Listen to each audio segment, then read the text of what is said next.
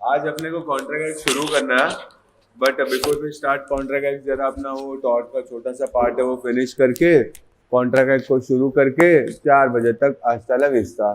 फिर तो तुम लोग का फेवरेट सब्जेक्ट इको है ना। इको फेवरेट सब्जेक्ट नहीं है? अरे इको में फुल लॉजिक है, बरोबर ना। लॉजिक है, लॉजिक, लॉजिक के मैजिक। हाँ लॉजिक। चलो आ जाओ, 1 मिनट जरा मेरे को जूम स्टार्ट करने दो। हाँ हाँ, अच्छा नहीं लगता। अरे इतना लोग ऑनलाइन। श्रेया करके थी क्या अपने क्लास में? पहले थी ना। पूजना। पूजना ऑनलाइन है, और एक तन्वी करके एक ऑनलाइन है। सही है भाई, अपना आज ऑनलाइन में ज्यादा लोग हैं। ठीक है, चलो क्या नाम है मैडम? क्रिशा। और एक रूपा। धीरे धीरे मैं नाम याद करता हूँ। फिर वंशिका हो तो पता है मेरे को। माफिया मैं ही हूँ, पता है ना। हाँ हाँ। हर्षित। हर्षित। प्रथमेश, प्रथमेश। वैभवी। थोड़ा थोड़ा, अरे हाँ, झलक दिखला याद है मेरे को। चलो चलो गाइस, विल क्विकली फिनिश अपना कॉन्ट्रैक्ट का थोड़ा सा पार्ट्स बाकी है, सॉरी टॉट का छोटा सा बाकी है, खत्म कर देते ना। पेज नंबर बताओ तो जरा।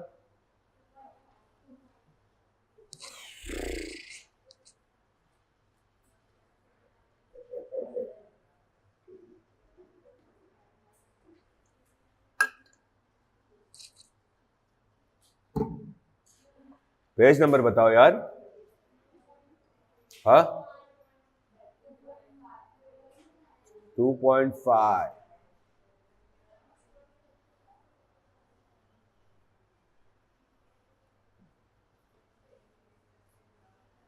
हाँ ये दो मित्र। हाँ हाँ।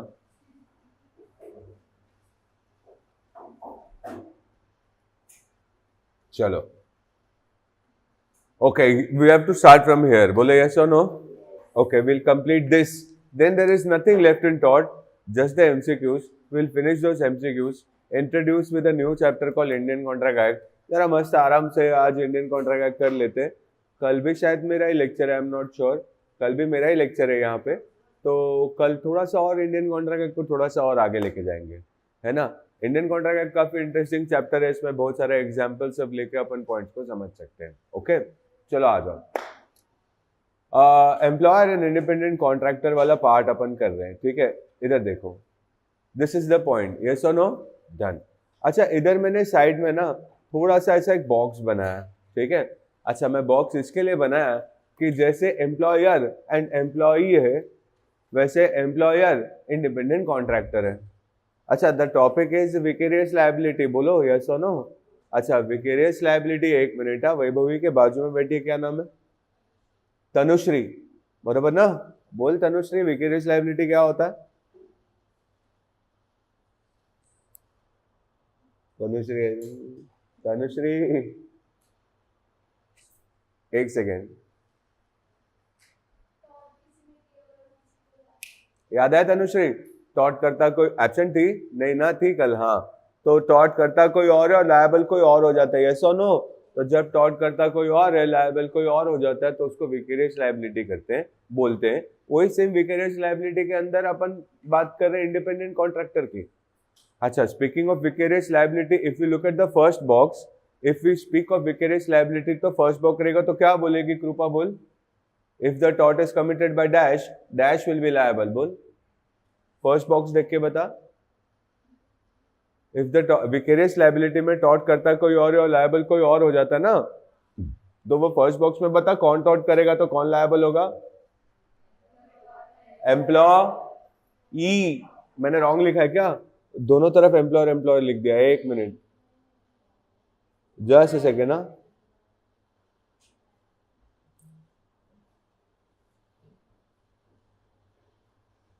हाँ बता कृपा। क्रिशा, अच्छा क्रिशा। क्रिशा बोल तो, सॉरी। क्वेश्चन ये है एम्प्लॉयर एम्प्लॉय में कौन टॉट करेगा तो कौन लायबल होगा क्रिशा?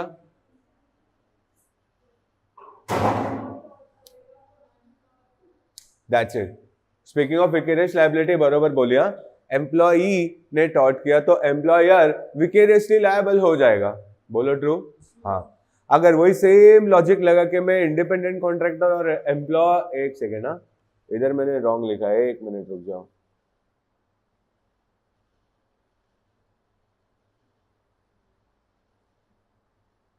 अच्छा अब इधर देखो, अगर सेम लॉजिक लगाएंगे तो यहां पे बात करेंगे तो इंडिपेंडेंट कॉन्ट्रैक्टर ने टॉट किया तो एम्प्लॉयर लायबल हो जाएगा। वही तो बात है। अरे बोलो यार। उधर देखो, पहला वो वाला देखो, अगर एम्प्लॉय ने विकेरियस लायबिलिटी का बात करें तो if the taught is committed by the employ then the employer will B liable provided the taught is committed in the very good ordinary course of duty. Same logic अगर अपन इस तरफ लगाएंगे तो इस तरफ सेम लॉजिक लगा के बोलेंगे कि if the taught is committed by the independent contractor the employer will B liable. मतलब उस तरफ बोले employer will B liable for taught committed bye employ provided the taught is committed by the employee in the ordinary course of employment. Simple है। वही same logic लगा के ये तरफ का बॉक्स का आंसर देना है तो अपन बोलेंगे again we will say employer is liable for the टॉट committed by the independent contractor. Yes और नो? इसका मतलब एम्प्लॉई और इंडिपेंडेंट कॉन्ट्रैक्टर दोनों एक जैसे हो गए। Getting the point? Employee and independent contractor दोनों एक जैसे हो गए, लेकिन दोनों में फर्क है, दोनों सेम नहीं है। अच्छा late me explain the main difference between employee and independent contractor. दोनों एक तरीके से एम्प्लॉई है, ऐसा नहीं कि नहीं है, बट एक डिफरेंस है main. Late me explain.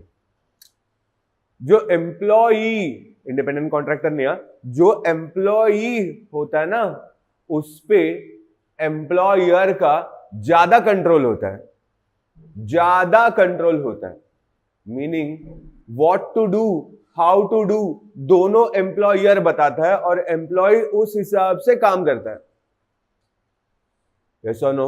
Once again, employer का एम्प्लॉई पे ज्यादा कंट्रोल होता है as compare to independent contractor. Once again, employer has more control over the employee, meaning employer will tell the employee what to do, how to do. जब ज्यादा control है employer का employee पे, वहां पे अपन इजीली बोल देते हैं कि employer is liable for tort committed by the employee provided the employee committed the tort in the ordinary course of employment। क्योंकि कंट्रोल है ना बाबा। अभी कंट्रोल कर रहे हो, इतना कंट्रोल कर रहे हो तो फिर लायबिलिटी भी उठाओ उसी का। बोले सुनो।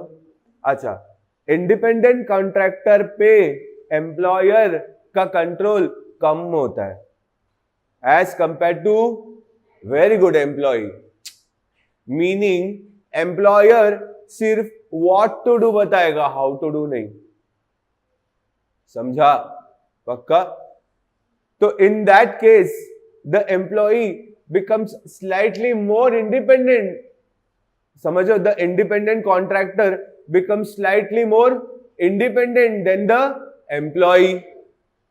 तो वो सिनेरियो में जरा सोचो, हम डायरेक्टली नहीं बोल सकते कि एम्प्लॉयर लायबल है, क्योंकि इंडिपेंडेंट कॉन्ट्रैक्टर को थोड़ा सा फ्रीडम मिल रहा है। एम्प्लॉयर खाली व्हाट टू डू बताता है, हाउ टू डू नहीं। हाउ टू डू वो इंडिपेंडेंट कॉन्ट्रैक्टर खुद अपने आप से करता है। यस और नो? जहां पे एक एम्प्लॉई जिसको अपन इंडिपेंडेंट कॉन्ट्रैक्टर बोल रहे हैं वो खुद अपने आप से काम कर रहा है, तो वहां पे कैसे अपन डायरेक्टली इजीली बोल दे कि एम्प्लॉयर लायबल। पॉइंट समझ रहे हैं? स्पीकिंग ऑफ एन एम्प्लॉई, पूरा मैं वंस अगेन बोल रहा हूं, ठीक है, पूरा वंस अगेन बात कर रहे हैं। Speaking of an employee, the employer has more control over the employee. It means the employer will tell the employee what to do, how to do. In that case, very simple, employer will be liable for the tort committed by the employee, provided the tort is committed by the employee in the ordinary course of employment। Simple है यार। लेकिन independent contractor पे उतना control नहीं होता है। So the employer has less control over the independent contractor as compare to an employee. जब control ही कम है इंडिपेंडेंट कॉन्ट्रैक्टर पे, तो इंडिपेंडेंट कॉन्ट्रैक्टर के हर एक टॉट पे अपन एम्प्लॉयर को कैसे लायबल ठहरा सकते हैं? कंट्रोल थोड़ा कम है ना, तो लायबिलिटी भी तो थोड़ा कम होना चाहिए ना भाई।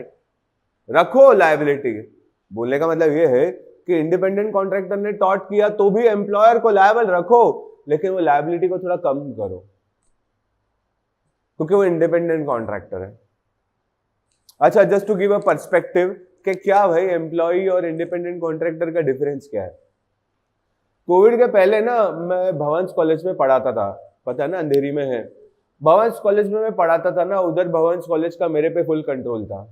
व्हाट टू डू भी उन लोग ही बताते थे, हाउ टू डू भी उन लोग ही बताते थे, जैसा उन लोग बोले वैसा जाके मैं काम करता था, मेरे पे कोई इंडिपेंडेंस ही नहीं था।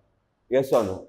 Then after COVID I stopped and I joined Provings where even here there is some control over me। ऐसे नहीं कि मैं मस्त मगन में आता हूँ।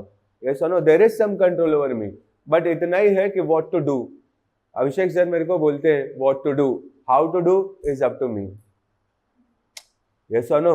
तो ये हो गया डिफरेंस कि आप एक कॉलेज का प्रोफेसर ले लो और एक कॉलेज का प्रोफेसर ले लो, तो कॉलेज का प्रोफेसर तो फुल एम्प्लॉय है बाबा, what to do how to do सब उसको कॉलेज बताता है और वो वही हिसाब से करता है। No freedom nothing. क्लासेस का जो टीचर होता है ना, प्रोफेशनल्स में जो पढ़ाता है वो थोड़ा सा इंडिपेंडेंट होता है, उसको व्हाट टू डू बताया जाता है, हाउ टू डू उसको नहीं बताया जाता, वो तो अपने हिसाब से करता है भाई। Yes or no? Now in case of an employee and independent contractor, employee पे एम्प्लॉयर का मोर कंट्रोल होता है। तो यहाँ पे तो एम्प्लॉय कुछ भी टॉट करेगा ऑर्डिनरी कोर्स ऑफ एम्प्लॉयमेंट तो एम्प्लॉयर लायबल, बात खत्म। बट इंडिपेंडेंट कॉन्ट्रैक्टर पे तो एम्प्लॉयर का लेस कंट्रोल है एज कंपेयर टू एम्प्लॉय। जहाँ पे कंट्रोल ही कम है तो वहां पे लायबिलिटी क्यों पूरा लेगा एम्प्लॉयर? तो एम्प्लॉयर का लायबिलिटी भी थोड़ा कम हो जाता है। जहां पे इंडिपेंडेंट कॉन्ट्रैक्टर के होने के वजह से एम्प्लॉयर का लायबिलिटी कम हो गया, तो फिर कहां कहां लायबल है employer? Only under 3 conditions. If you check, आपको यहां पे 3 कंडीशन मिलेगा। ये दिख रहा है सामने, वो 1, 2 एंड 3 दिख रहा है, ये 3 समझ रहे हो? अब ये 3 कंडीशन है, सुनो ध्यान से, सिर्फ ये 3 कंडीशन में आगे बोलो employer will be liable for tort committed by the, that's the point। लेकिन ऐसा कोई 3 कंडीशन नहीं है एम्प्लॉई और एम्प्लॉयर में, क्योंकि वहां पे तो एम्प्लॉय कुछ भी टॉट करे इन the course of employment, employer liable हो जाता है। कंफ्यूज तो नहीं हो रहे हो ना? पक्का कंफ्यूज नहीं हो रहे हो ना? एम्प्लॉयर एंड एम्प्लॉय में तो एम्प्लॉय ने टॉट कर दिया, ऑर्डिनरी कोर्स ऑफ एम्प्लॉयमेंट में तो एम्प्लॉयर लायबल, खत्म, कोई कंडीशन विंडीशन नहीं है। लेकिन एम्प्लॉयर और इंडिपेंडेंट कॉन्ट्रैक्टर के बारे में बात करेंगे ना, तो इंडिपेंडेंट कॉन्ट्रैक्टर ने टॉट किया है तो एम्प्लॉयर लायबल है कि नहीं ये चेक करना है। तो ये 3 कंडीशन में ही, ओनली अंडर दीज 3 कंडीशंस, आगे बोलो, employer will be held liable for the टॉट committed by the independent contractor. Done. अच्छा, before we start reading, still भले ये 3 कंडीशंस है, स्टिल एम्प्लॉयर को ध्यान लगाना पड़ेगा कि जो भी इंडिपेंडेंट कॉन्ट्रैक्टर को लगा रहे वो सही है। इसको बोलते हैं टेक केयर। बोलो क्या? Take care. Employer will take care at the appointment of independent contractor. अभी अभिषेक सर ने मेरे को तो अपॉइंट किया, यस और नो? ऐसे ही नहीं किया। बिफोर आई ज्वाइन प्रोविंग्स के पहले मैं जो भी क्लासेस में मैं पढ़ाता था, सबको अभिषेक सर जानते थे, सबको फोन करके पूछे भाई इसको रखूं कि नहीं रखूं। किसी ने ऐसा बोला नहीं कि ये ऐसा है, ये वैसा है, ये वो, ऐसा किसी ने बोला नहीं। मेरे प्रीवियस जितने भी एम्प्लॉयर्स थे, जो भी क्लासेस में मैं पढ़ाया, मेरे प्रीवियस जितने भी एम्प्लॉयर्स थे, जो भी क्लासेस में मैं पढ़ाया, सब जगह पे मेरा बैकग्राउंड चेक किया, किधर भी मेरा कोई इश्यू नहीं निकला। तो अभिषेक सर बोले हाँ ठीक है। कोई एक जगह पे भी कुछ इश्यू होता ना तो फिर बाद में मेरे को नहीं रखते। That's the point. Take care दिखाना पड़ेगा एम्प्लॉयर को at the time of appointment of independent contractor, meaning employer का लायबिलिटी कम हो गया इंडिपेंडेंट कॉन्ट्रैक्टर के केस में। इसका मतलब ये नहीं कि एम्प्लॉयर किसी को भी काम पे लगाएगा, एम्प्लॉयर फिर भी टेक केयर करेगा। कम ऑन, यस और नो, खत्म। इसको जरा पढ़ लेते हैं अपन, ठीक है। Come on, have a look. एक मिनट, ऊपर वाला पैराग्राफ जरा ट्रू ट्रू ट्रू बोलते जाओ, जो आपको सच लग रहा हो, है ना। जो भी अपन ने डिस्कस किया ना, भाई ट्रू ट्रू ट्रू बोलते जाएंगे। देखो क्या लिखा है। पहला, employer and independent contractor. It is to be remembered that an employer is vicariously liable for the tort of his servant, मतलब employee committed in the course of employment। अरे बाबा मालूम है, servant मतलब मालूम है, yes or no। फिर, but he is not liable for the tort of those who are his independent contractors, yes or no। True। यही तो अपन ने बात किया भाई। आगे देखो, an independent contractor is one who works for another। अच्छा बताओ ये another कौन हुआ? Very good, employer, but who is not controlled by that other in his conduct। in his conduct को अंडरलाइन करो। क्या हुआ भाई?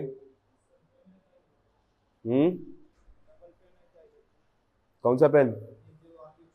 ऐसा?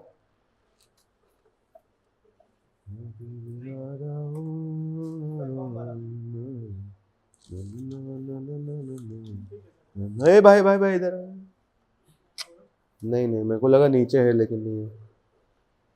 हाँ ओके बराबर। तो अच्छा, कंडक्ट को अंडरलाइन करके क्या लिखेंगे अपन? बोलो बच्चा लोग, what to do how to do में क्या लिखेंगे? बोल रहे बाबा? हाँ इधर देखो, इधर देखो, not control by that other in his conduct, मतलब यहां पे बोलेंगे। अच्छा एक second, how to do.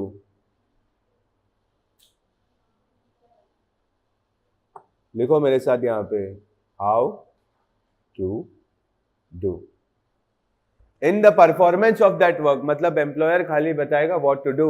How to do तो बोलो बरोबर, हाउ टू डू तो इंडिपेंडेंट कॉन्ट्रैक्टर के ऊपर है। हाँ तो फिर मतलब इंडिपेंडेंट कॉन्ट्रैक्टर को थोड़ा इंडिपेंडेंस है भाई, तो अगर उसको थोड़ा इंडिपेंडेंस है तो फिर एम्प्लॉयर का लायबिलिटी भी थोड़ा कम करो। लॉजिक बेटर है कि नहीं?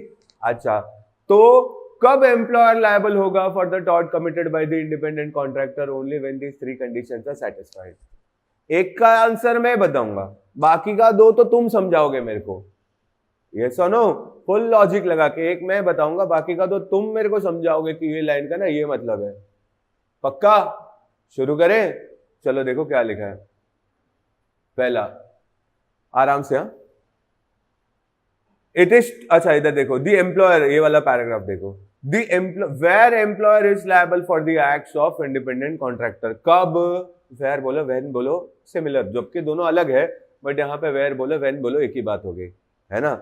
अभी देखो, the employer is not liable merely because an independent contractor commits a tort in the course of his employment। बोलो ट्रू, है ना। जस्ट बिकॉज इंडिपेंडेंट कॉन्ट्रैक्टर ने टॉर्ट कर दिया तो क्या एम्प्लॉयर को लायबल ठहरा दे? अरे बाबा वो एम्प्लॉय नहीं है, इंडिपेंडेंट कॉन्ट्रैक्टर है। बोले यस और नो? ट्रू।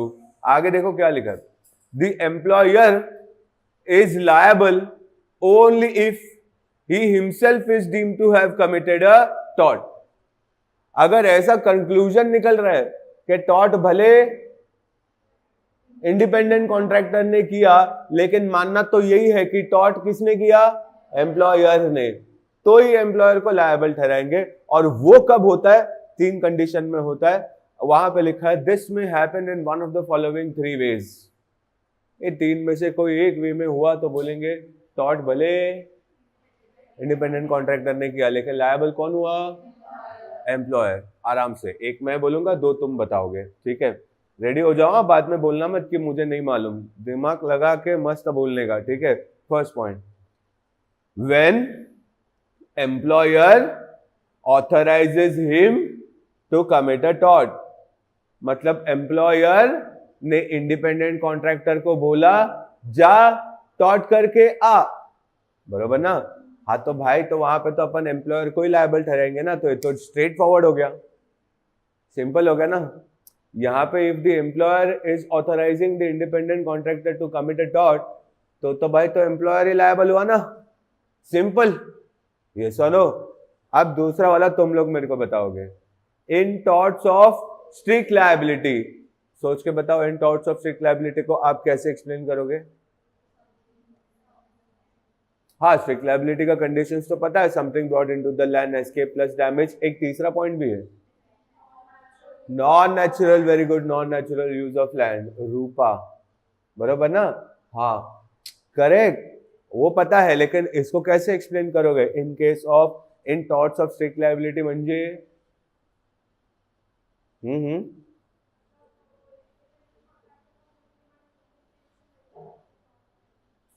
ओके, मतलब बेसिकली इंडिपेंडेंट कॉन्ट्रैक्टर ने, आगे बोलो, स्ट्रिक्ट लायबिलिटी वाला टॉर्ट किया, आगे बोलो, तो एम्प्लॉयर लायबल। इधर तो ऐसा लिख दे इन टॉर्ट्स ऑफ स्ट्रिक्ट लायबिलिटी है तो कोई भी बाय कर लेगा, लेकिन इसका मतलब क्या हो गया? इन टॉर्ट्स ऑफ स्ट्रिक्ट लायबिलिटी मतलब अगर इंडिपेंडेंट कॉन्ट्रैक्टर ने स्ट्रिक्ट लायबिलिटी वाला टॉर्ट किया तो एम्प्लॉयर लायबल हो जाएगा। इसके लिए टेक केयर करके अपॉइंट करो इंडिपेंडेंट कॉन्ट्रैक्टर को। यस और नो? मतलब किया स्ट्रिक्ट लायबिलिटी वाला काम किसने? इंडिपेंडेंट कॉन्ट्रैक्टर ने। लायबल कौन हुआ? Employer. Be careful when you appoint your independent contractor.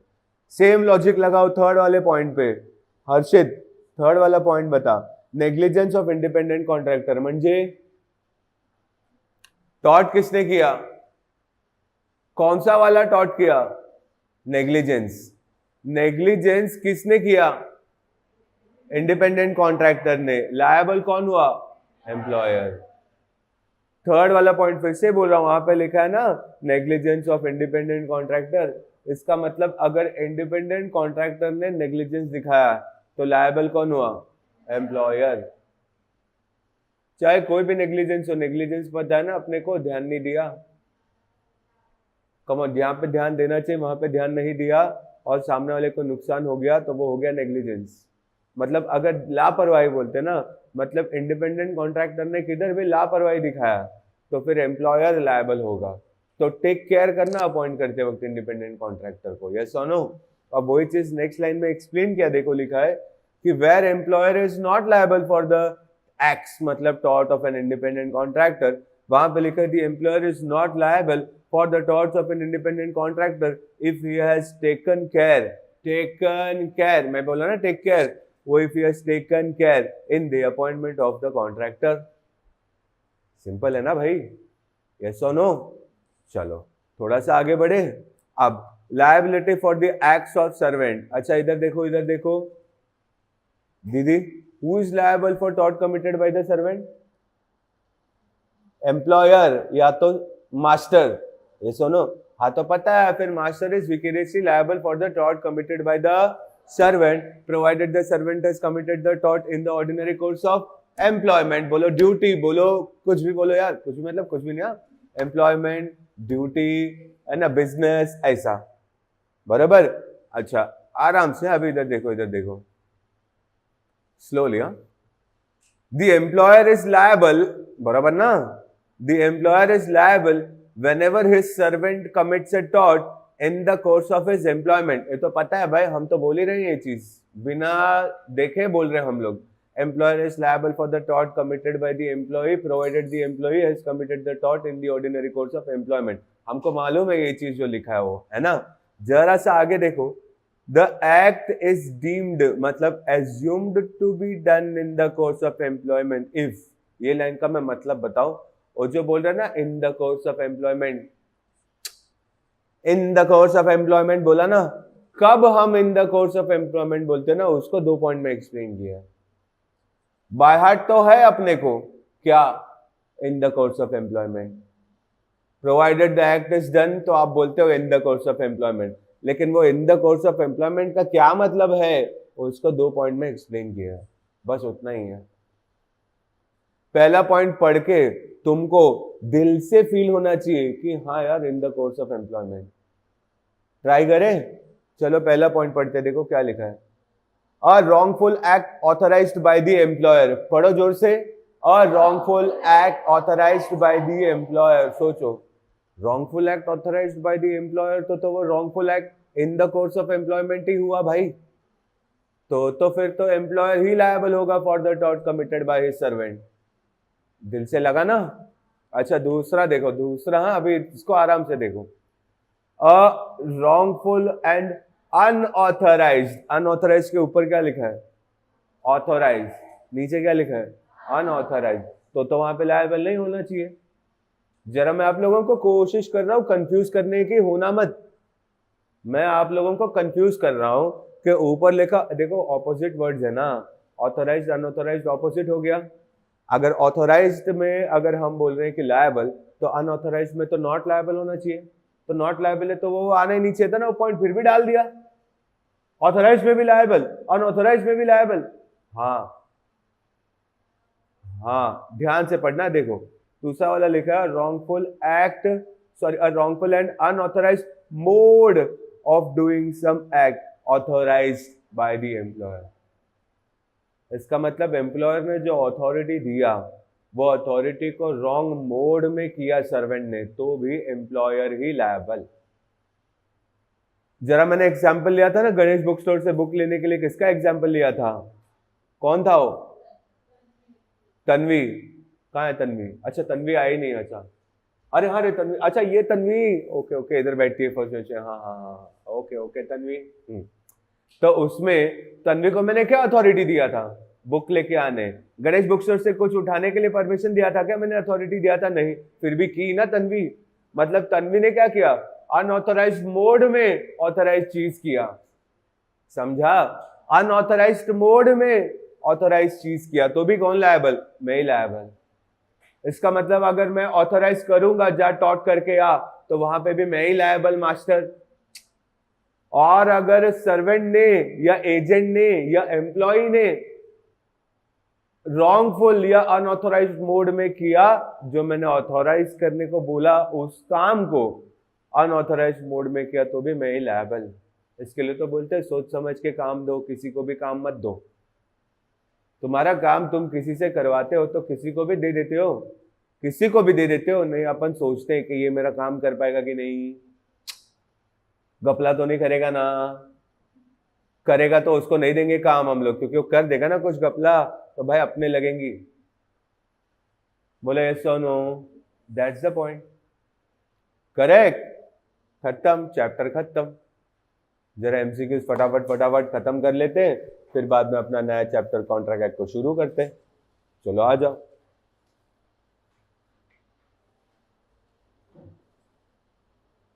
अच्छा जब एमसीक्यू सॉल्व कर रहे हैं, थोड़ा सा कभी कभी थोड़ा सा फास्ट में सॉल्व करते हैं। आप लोगों को कोई भी एमसीक्यू नहीं समझा तो अंडर प्रेशर आके आप लोग टिक करके छोड़ मत देना। कोई भी एमसीक्यू किधर भी नहीं समझा तो मेरे को पूछो बिंदास कि मेरे को ये क्वेश्चन नहीं समझा, तो मैं आपको पेज नंबर के साथ ढूंढ के आंसर में दूंगा। लेकिन जबरदस्ती कोई भी आंसर को लिख मत देना। ऐसा नो, मेरे बात को मत मानो, दिल से मानो आंसर को। और कोई क्वेश्चन का आंसर नहीं समझा तो बोलो सर एक मिनट रुको, तो मैं रुक जाऊंगा। अब बोलो सर ये क्वेश्चन का आंसर किधर है बताओ, तो मैं ढूंढ के बताऊंगा।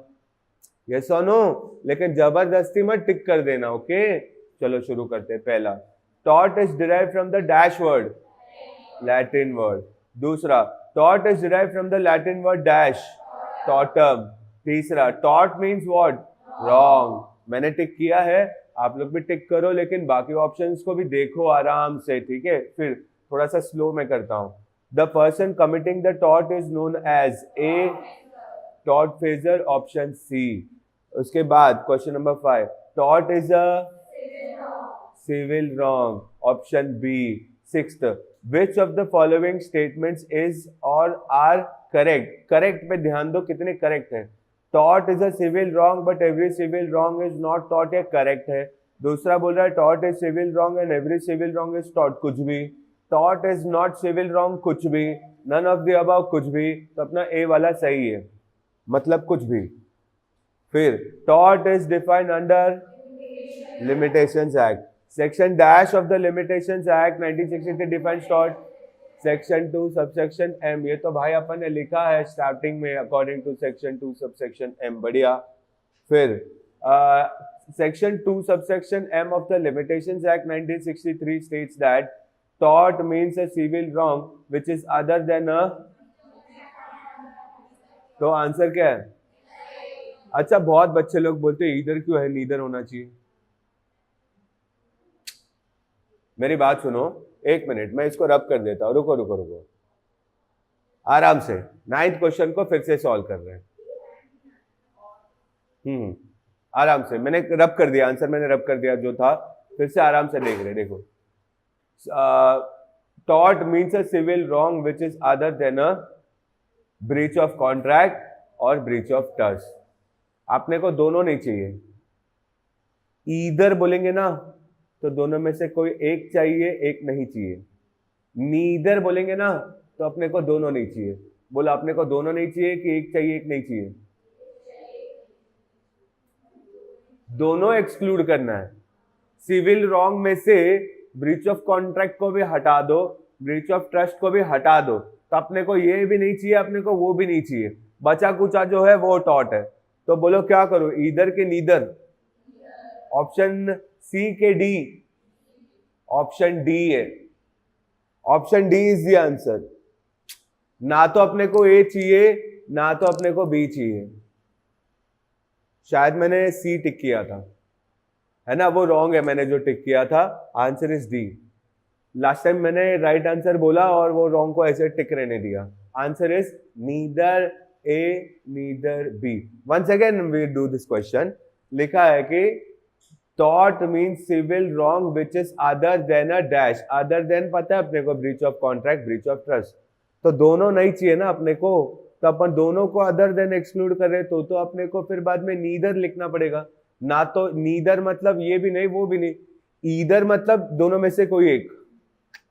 अपने को दोनों में से कोई एक को अदर देन नहीं करने के, अपने को दोनों को अदर देन करने का, तो ही अपने को बचा कुचा सिविल रॉन्ग टॉट मानेंगे ना। तो दोनों को हटाना है, तो अपन नीदर बोलेंगे, neither breach of contract, neither breach of trust.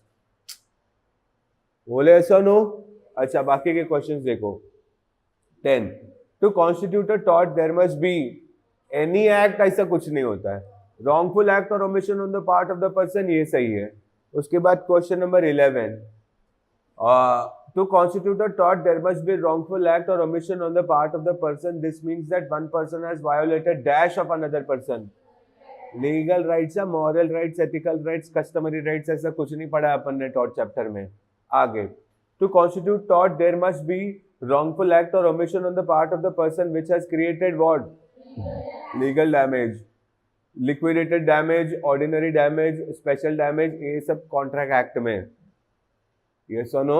अच्छा, उसके बाद to constitute a tort there must be. अच्छा, यहाँ पे क्या मिस्टेक हो गया ना, एक्चुअली इसका आंसर लीगल रेमेडी है, वहां पे डैश करना चाहिए था, लेकिन उन लोगों ने आंसर ही लिख दिया। इसके लिए मैंने ऑप्शन सी टिक किया। जरा एक बार चेक कर लेते हैं भाई कि यही आंसर है। देखो, ऐसा लिखा है कि to constitute tort there must be wrongful act और omission on the part of the person which must be of such nature as it gives rise to what? Legal remedy। बराबर ना? तो वो मिस्टेक हो गया कि वो टाइपिंग एरर हो गया। ओके, अगला क्वेश्चन देखो। Damnum sine injuria maxim suggests that damage within infringement of a right is not actionable। गलत। Damage without infringement of a right is also actionable। कैसा रे, अगर राइट वायलेट नहीं हो तो कैसा कुछ भी। अच्छा, इसमें याद कर लेना तुरंत, डैमनम सिने इंजुरिया ना मतलब damage without legal injury is not a tort. आप पढ़ो सी वाला, damage without infringement of right is not actionable tort. बराबर। तो अगर डैमनम सिने इंजुरिया को याद करोगे ना इस हिसाब से कि damage without legal injury is not a tort, ऐसा बोल दो बाबा, और फिर देखो आंसर टिक करो, फटाक से आ जाएगा। लेकिन वो याद करे भी ना, डायरेक्ट ऑप्शन पढ़ोगे ना तो तुम बोलोगे पता नहीं क्या आंसर है। बराबर, चलो बढ़िया। Question number 15, damnum means damage ही नहीं, हार्म बोलो, लॉस बोलो, डैमेज बोलो, एनी ऑफ देम डैमनम होता है। डैमेज तो होता ही है, तो लॉस को क्या डैमेज नहीं मानेंगे? हार्म को क्या डैमेज नहीं मानते? अरे मानते रे, अरे बोलो। चलो next question 16, damnum means harm, loss और damage in respect of money में भी हो सकता है, कंफर्ट में भी हो सकता है, हेल्थ में भी हो सकता है। Hence the answer is either A और बी और सी। करेक्ट। अच्छा 17, injuria means infringement of a right, वो तो पहला वाला सही लग रहा है, बाय सोसाइटी, नहीं बाबा कोई सोसाइटी का बात नहीं है, वो तो क्राइम में चला जाता है। फिर infringement of a relationship created by the plaintiff, कुछ भी। Infringement of a relationship created by a contract, कुछ भी। फिर infringement of a right provided by law on the plaintiff, हाँ ये सही है कि लॉ ने जो प्लेंटिफ को राइट दिया था वो राइट को इन्फ्रिंज किया है डिफेंडेंट ने, बराबर ना। अच्छा next, injuria sine damno means injuria legal injury without damage, option B.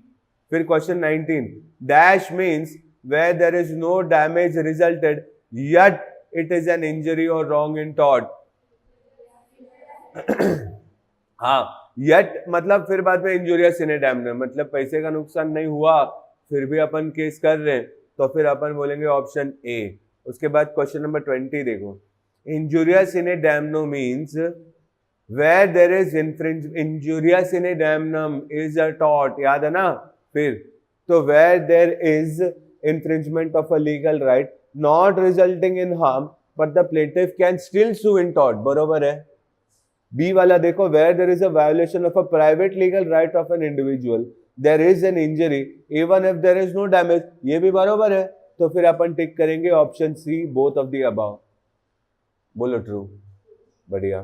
फिर liability under tort, question number 21, liability under tort is strict liability, vicarious liability, दोनों होता है। तो यहाँ पे अपन ने ईदर को टिक किया, नीदर नहीं, दोनों होता है, ये भी होता है वो भी होता है। Either it can be strict liability और it can be vicarious liability, yes और नो। अच्छा उसके बाद strict liability is also known as absolute liability, easy है। In case of dash defendant is liable even though the harm to the plaintiff is caused without intention or negligence on the part of the defendant। Absolute liability में बोल रहे without intention भी, देखो with intention कर रहे ना तो मेंसरे हो गया, विथ इंटेंशन लायबल है तो मेंसरे हो गया कि गिल्टी माइंड गिल्टी इंटेंशन है तो लायबल है, गिल्टी माइंड गिल्टी इंटेंशन नहीं है तो लायबल नहीं है। लेकिन यहाँ पे बोल रहे विदाउट इंटेंशन, यस और नो। तो देखो क्या लिखा है, answer is what, absolute liability. Come to question number 24, देखो उसमें ऐसा लिखा है, principles of strict liability were established in the case of Rylands versus Fletcher, बढ़िया। फिर 25, strict liability without exception is absolute liability, true. AC चल रहा है ना, एसी चल रहा है ना। फिर 26, विच ऑफ द फॉलोइंग कंडीशंस है, वो गलती से कॉनोशंस लिख दिया, ठीक है। तो which of the following conditions is or are necessary to apply the rule decided in the case of Rayland versus Fletcher। अच्छा मतलब Rayland versus Fletcher के conditions का बात कर रहा है ना, पता है अपने को भाई, strict liability के conditions की बात हो रही है, something brought into the land, escape plus damage, ज्यादा से ज्यादा एक तीसरा पॉइंट पे अपने को पता है non natural use of land, कड़क है ना। देखो अभी पढ़ते, escape of something from the control of the defendant which is likely to do mischief, मैंने ना कहीं तो ना स्ट्रिक्ट लायबिलिटी में ना हार्म को अंडरलाइन करके मिस्चिफ लिखवाया है शायद मैंने ना, हाँ तो वही तो है ना, देखो इधर आया मिस्चिफ। दूसरा, when defendant is making non natural use of land, हाँ तो भाई दोनों, answer is option C. Confusion है, कंफ्यूजन है नहीं ना। अच्छा फिर question number 27, which of the following is और are exceptions to the rule of strict liability. Strict liability के एक्सेप्शंस कौन से? स्ट्रिक्ट लायबिलिटी के exceptions, natural use of land, very good, consent of the plaintiff, फिर act of God, statutory authority, act of third party, हाँ वही plaintiff's own default, damage due to plaintiff's own default, ये सब है बराबर। उसमें से ढूंढो कौन सा दिया है, द डैमेज इज ड्यू, एक सेकेंड कौन सा क्वेश्चन था, 28 ना, 27, damages are due to non natural use of land। अरे बाबा non natural use of land exception में नहीं है, एक्सेप्शन में नेचुरल यूज ऑफ लैंड है, तो ए वाला गलत है। फिर बी वाला बोलते हैं where plaintiff has consented the accumulation of dangerous thing, अरे कंसेंट ऑफ द प्लेंटिफ ये एक्सेप्शन में है, यस और नो। अच्छा फिर उसके बाद देखो, accumulation of dangerous things on defendant's land, so the answer is B। Question number 28, which of the following is और are exceptions to the rule of strict liability. अच्छा फिर से वही क्वेश्चन है, exception to strict liability. If the harm has created act of third party, ये है, public authority ये भी है, तो answer is option C. Yes और नो। अच्छा उसके बाद next question number 29, which of the following is और are exceptions are to the rule of strict liability. Act of God हाँ, प्लेंटिव्स ओन एक्शन हाँ तो बोथ, ऑप्शन सी, बराबर ना, बढ़िया। नेक्स्ट वाला देखो, if the person is liable for the tort committed by another, vicarious liability भाई, है ना। उसके बाद ऑप्शन सी था answer question number 31, which of the following is और are examples of vicarious liability. Principal and agent हाँ, agent ने tort किया तो प्रिंसिपल लायबल। दूसरा प्राइम मिनिस्टर और चीफ मिनिस्टर में ऐसा नहीं होता है कि चीफ मिनिस्टर ने टॉर्ट किया और प्राइम मिनिस्टर लायबल हो गया, ऐसा कोई सीन नहीं है भाई पार्लियामेंट में या गवर्नमेंट में, ये सुनो। अच्छा फिर उसके बाद देखो 32, which of the following is और are examples of vicarious liability. Partner हाँ, मास्टर एंड सर्वेंट हाँ, तो बोथ, यस और नो। अच्छा ऑप्शन सी। उसके बाद 33, when employer is vicariously liable for act of an independent contractor, अब भी किया अपन ने। When employer authorises him to commit tort हाँ, स्ट्रिक्ट लायबिलिटी हाँ, नेग्लिजेंस हाँ, so the answer is option D, all of the above correct. फिर 34, any direct application of force to a person without his consent और lawful justification is battery, force मतलब battery. फिर which of the following incident suggest battery. Force is minor trivial, पता है भाई वो तो ए तो है ही। फिर बी वाला है टच, मैंने बोला था ट्रिवियल और टच ये सब चाहिए, so the answer is C, इधर ए और बी। फिर बैटरी कॉजेस, मैंने बोला था इमोशनल हार्म। देखो ऑप्शन देखो, battery causes, battery does not cause physical harm, touch में काय का फिजिकल हार्म हुआ। दूसरा इंटेलेक्चुअल हार्म करके कुछ नहीं होता है, इंटेलेक्चुअल हार्म को अगर आप टिक करोगे तो ये मतलब हो गया कि किसी ने तुमको टच कर दिया और तुम्हारा इंटेलेक्चुअल हार्म कम हो गया। कैसे? टच करने से किसी का इंटेलेक्चुअल हार्म कम नहीं होता है, समझ रहे हो ना। तो ये तो कुछ भी बात हो गया।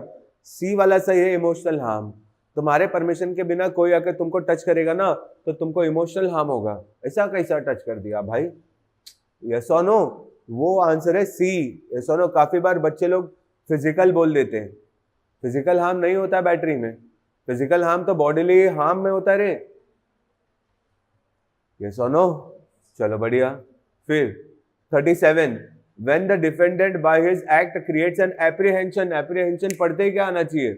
assault, answer is A, assault। फिर question number 38, in case of dash there is threat, धमकी धमकी, assault, very good। फिर 39, dash means illegal confinement, अटका लिया, false imprisonment, घर के अंदर, option is C, false imprisonment। if a person is restrained by threat of force from leaving his own house, खुद के घर से बाहर निकलने नहीं मिला, फॉल्स इम्प्रिजनमेंट, ऑप्शन सी। क्या हुआ महक, बरोबर ना? हाँ। उसके बाद महक एकदम शांत हो गई, कुछ कुछ हुआ क्या? हाँ, डर मत महक, कुछ नहीं होएगा, ठीक है। हाँ, libel and slander are examples of, very good, defamation, option C. फिर dash is representation made on a permanent form, LPST, LP libel on permanent, so the answer is option C. फिर क्वेश्चन नंबर 43 देखोगे, dash on a transient, transient मतलब temporary, ST, तो ये हो गया option A, slander. उसके बाद अगर आप देखोगे as per section 499 of the Indian penal code, IPC, ये सब अपने बुक में है भाई, ऑप्शन बी। फिर which type of remedy is और are available to the plaintiff in an action for tort, damage भी है, इंजंक्शन भी है, स्पेसिफिक रेस्टिट्यूशन ऑफ प्रॉपर्टी भी है, all of the above. Question number 46, tort is a species of civil wrong। फिर the law of tort has been largely developed by judicial decisions, perfect, याद है ना? अच्छा, उसके बाद the law of tort deals with defamation हाँ, trespass हाँ, negligence हाँ, so the answer is all of the above। in tort the remedy is unliquidated, unliquidated मतलब matter will go to court and the judge will decide। And the last MCQ, when master is held liable for the wrongful act of his servant, the liability is called vicarious liability। मैंने check किया था time, it was around 2:45 जब अपन ने start किया था। अभी तक 3 बजा नहीं है, 2-3 मिनट है, मतलब 15 मिनट में 50 एमसीक्यू अपन सॉल्व किए हैं।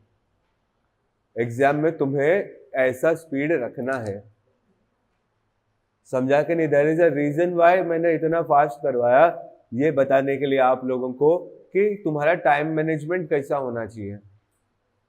अब ये जो अपन ने 15 मिनट लगाया ना, इसको करने के लिए तुम आधा घंटा लगाओगे ना तो नहीं चलेगा। हाँ, पहली बार कर रहे हो चलो ठीक है, लेकिन एग्जाम में जो स्पीड होना चाहिए ना, एमसीक्यू सॉल्व करने का स्पीड, वो ये स्पीड होना चाहिए। तुम्हारे कॉन्सेप्ट्स क्लियर हो जाएंगे ना, तो क्या ही प्रॉब्लम है, तुमको आंसर तो लिखना नहीं है, खाली तुमको ऑप्शन टिक करना है। और बस अभी आंसर नहीं आया तो फिर क्या भाई, बापा सीताराम, 1 2 3 जय माता दी है ना, वैसा मत करो। ऐसा नो, कॉन्सेप्ट्स को क्लियर रखो। अच्छा, वन मोर थिंग, हाँ, जब आप कोई एमसीक्यू सॉल्व कर रहे हो और एमसीक्यू सॉल्व करते वक्त आपको आंसर समझ में नहीं आया कि भाई इसमें कौन सा आंसर डायरेक्ट समझ में नहीं आ रहा है, तो देयर इज अनदर अप्रोच। सुनो, हाँ, उसको बोलते हैं रिवर्स साइकोलॉजी। ऐसा बोलते हैं कि जो रॉन्ग आंसर है ना, उसको टिक करते जाओ। तुम्हारे मन में जो 3 ऑप्शन सबसे ज्यादा रॉन्ग है उसको कैंसिल कर दो, बचा वाला तुम्हारा आंसर है। मैं क्या बोल रहा हूं, समझा? ऐसा हर बार मत करना। लेकिन तुमको कोई क्वेश्चन आया, उसका आंसर तुमको समझा ही नहीं, बोला कि यार इसमें तो मेरे को समझ में नहीं आ रहा है कौन सा रॉन्ग है, या मतलब कौन सा टिक करना है ना? तो आप क्या करो कि अगर नहीं समझ है ना कौन सा टिक करना है, तो तुम देखो कि इसमें से कौन सा 3 मेरे हिसाब से गलत है। थोड़ा सा टाइम लगता है, रिवर्स साइकोलॉजी करके एमसीक्यू सॉल्व करोगे तो थोड़ा सा टाइम लगता है, लेकिन उसमें भी बहुत बार आंसर सही निकलता है। दैट इज, तुम्हारे हिसाब से जो 3 ऑप्शन एकदम हाँ इनअप्रोप्रिएट लग रहे हैं, ये तो आंसर है ही नहीं, उसको माइनस माइनस माइनस करते जाओ।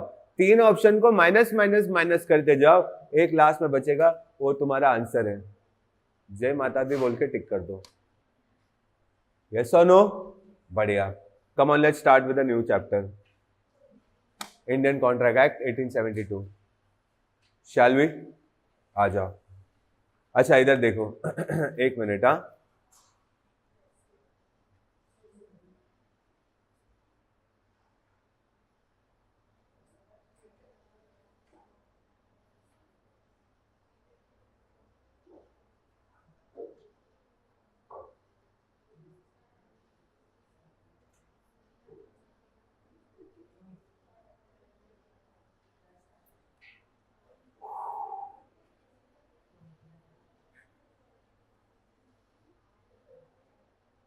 अच्छा ये दिख रहा है इधर फॉर्मूलाज बच्चे लोग, ये दिख रहा है? अच्छा, पहले फॉर्मूलाज को छापो। मैंने थोड़ा ऐसा ऊपर लिख दिया, आप उसको थोड़ा और अच्छे से ऐसा सीक्वेंस में लिखो, जैसे मैंने दिया है वैसा लिखो। ऐसा 1 पहले नीचे से स्टार्ट करेंगे फिर ऊपर जाएंगे, तुम्हारी मर्जी, तुमको उल्टा लिखना है तो लिखो, वादा नहीं। कि अभी मेरे को हैबिट हो गया ऐसे ही पढ़ाने का ना, तो मैं नीचे से ऊपर पढ़ाता हूँ। आपको ऐसा 1 2 3 करके लिखना है तो भी लिखो, मेरे को कोई वादा नहीं है ना? तुम नहीं समझा? समझा ना? जैसा है वैसा छापो बस। हाँ हाँ, 3 2 1 करके छापो।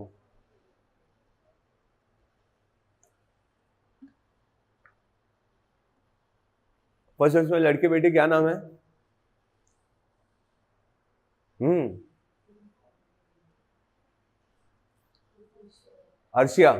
हर्षिया को देख के ना मेरे को वो याद आ रहा है, जब मैं केरला गया था ना, तो केरला में ना बहुत सारा गर्ल्स है ना ऐसे ही ऐसा पहन के आते हैं, बहुत सारा गर्ल्स, मतलब वहां पे भी मुस्लिम क्राउड है ना, तो वहाँ पे बहुत सारा, उधर भी है ना। लेकिन उधर है ना, एक बात है कि उधर यूनिटी है, अच्छा है, पता नहीं अभी अंदर अंदर क्या है पता नहीं, लेकिन हिंदू मुस्लिम क्रिश्चियन ऐसे सब है ना, साथ में रहते हैं, सब दोस्त लोग साथ में मस्त रहते हैं। सेम मेरे को देख के ना मेरे को केरला का याद आ रहा है। अच्छा मैं बताता हूँ, हाँ मैं बताता हूँ। पहला, offer plus acceptance equal to promise, promise plus consideration equal to agreement, agreement plus enforceable by law equal to contract. एक मिनट, कंसिडरेशन को है ना, उसका खाली एक लैटिन में कंसिडरेशन को बोलते क्विड प्रो क्वो। अच्छा, उसका मीनिंग भी मैं लिख रहा हूं, इधर देखो, समथिंग इन रिटर्न।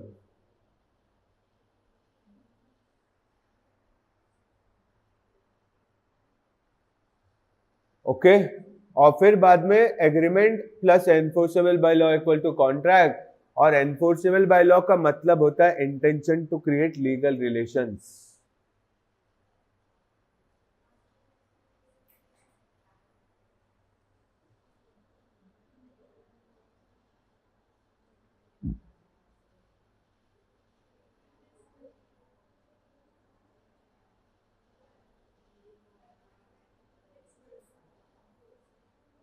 रूपा हो गया लिख के, થઈ ગયું।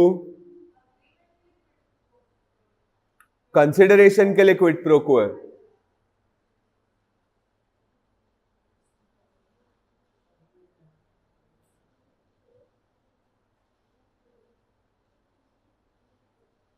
अच्छा एक और चीज मैंने ऐड किया है, वो ऑफर के नीचे ऑफरर, प्रोमिसर, प्रपोजर, एक्सेप्टेंस के नीचे ऑफरी, प्रोमिसी, एक्सेप्टर।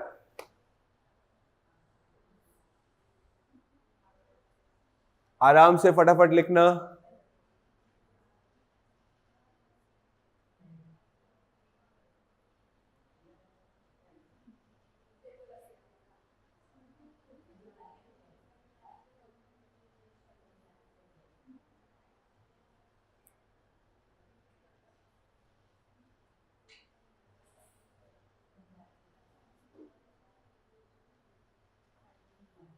कुछ डाउट है तो पूछो। रिटर्न बदले में, वाओ।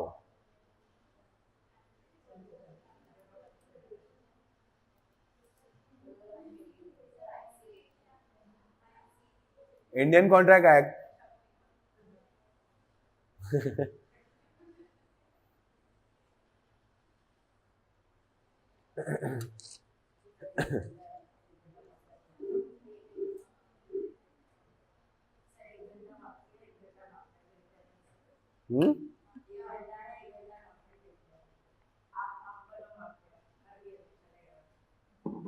ताकि तुम लोग मेरे को ही मारो तो प्रोविंस का पिकनिक पिकनिक होगा ना, होता है तब खेलेंगे। हाँ उन लोग को जे करेंगे, जे फॉर जेलस। क्या हम लोग माफिया, द्रुमिन, मैं उसको द्रुमिन द्रुमिन बोलता था।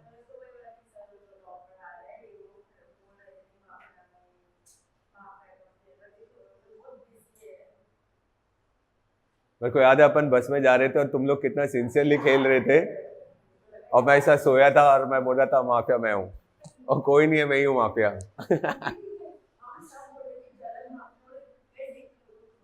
और यार सुपर्ब था यार, वो टाइम सुपर्ब था। और मेरे को याद है, मेरे को वो भी याद है वंशी का, मेरे को अच्छे से याद है। वी वर कमिंग बैक बस में and you guys were playing mafia, and मैं बीच बीच में तो उंगली कर रहा था। एंड वंशिका तो इतना भड़क गई ना, मेरे को बोलती है तुम चुप रहो और सो जाओ, बीच में कुछ मत बोलना। मैं बोल रहा हूँ नहीं मैं ही हूँ माफिया। फिर इन लोग फ्रस्ट्रेट होके मेरे को लिए गेम में। इन लोग तो मेरे को लेने ही नहीं वाले थे, मैं परेशान कर दिया इन लोग को, और फिर इन लोग ने मेरे को लिया, बोला ठीक है भाई आ जा।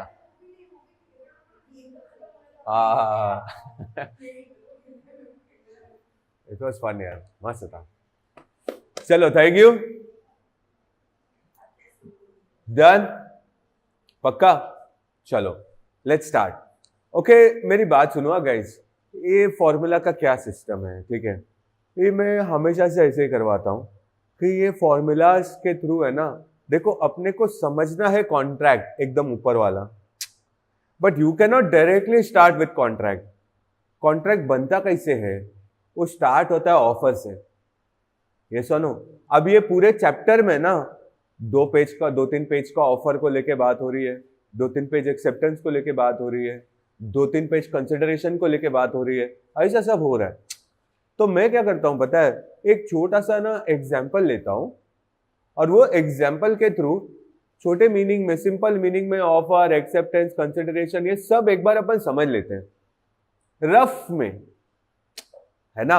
एक बार अपने को रफ आइडिया आ गया ना, पहले ही चैप्टर स्टार्ट करने के पहले अगर अपने को रफ आइडिया आ गया ना, ऑफर के बारे में, एक्सेप्टेंस के बारे में, कंसिडरेशन के बारे में, एग्रीमेंट के बारे में, एनफोर्सेबल बाय लॉ के बारे में शुरू में ही रफ आइडिया आ गया ना, तो आप देखो चैप्टर करेंगे आपको इजी पड़ेगा। यस और नो? हेंस मैंने ऐसा एक फॉर्मूला बनाया। अगर आप फॉर्मूला का सीक्वेंस भी देखोगे ना, तो offer plus acceptance equal to promise, वही प्रॉमिस को ऊपर लिया है। Promise plus consideration equal to agreement, वही एग्रीमेंट को ऊपर लिया है। Agreement plus enforceable by law equal to contract, तो वो ऐसा ऊपर जा रहा है। अगर आपने 1 2 3 किया तो वो ऐसा नीचे आएगा। यस और नो? करेक्ट। अच्छा, भी आराम से। फॉर्मूला का दूसरा पर्पस भी है कि फॉर्मूला करने से हमारे डेफिनेशंस भी बाय हार्ट हो जाते हैं।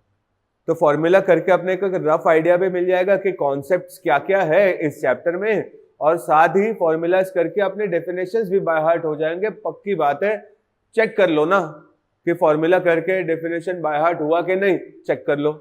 लेकिन एक चीज है कि जैसे बात करते जाएंगे आप लोग है ना, बाय हार्ट कर लो फॉर्मूला।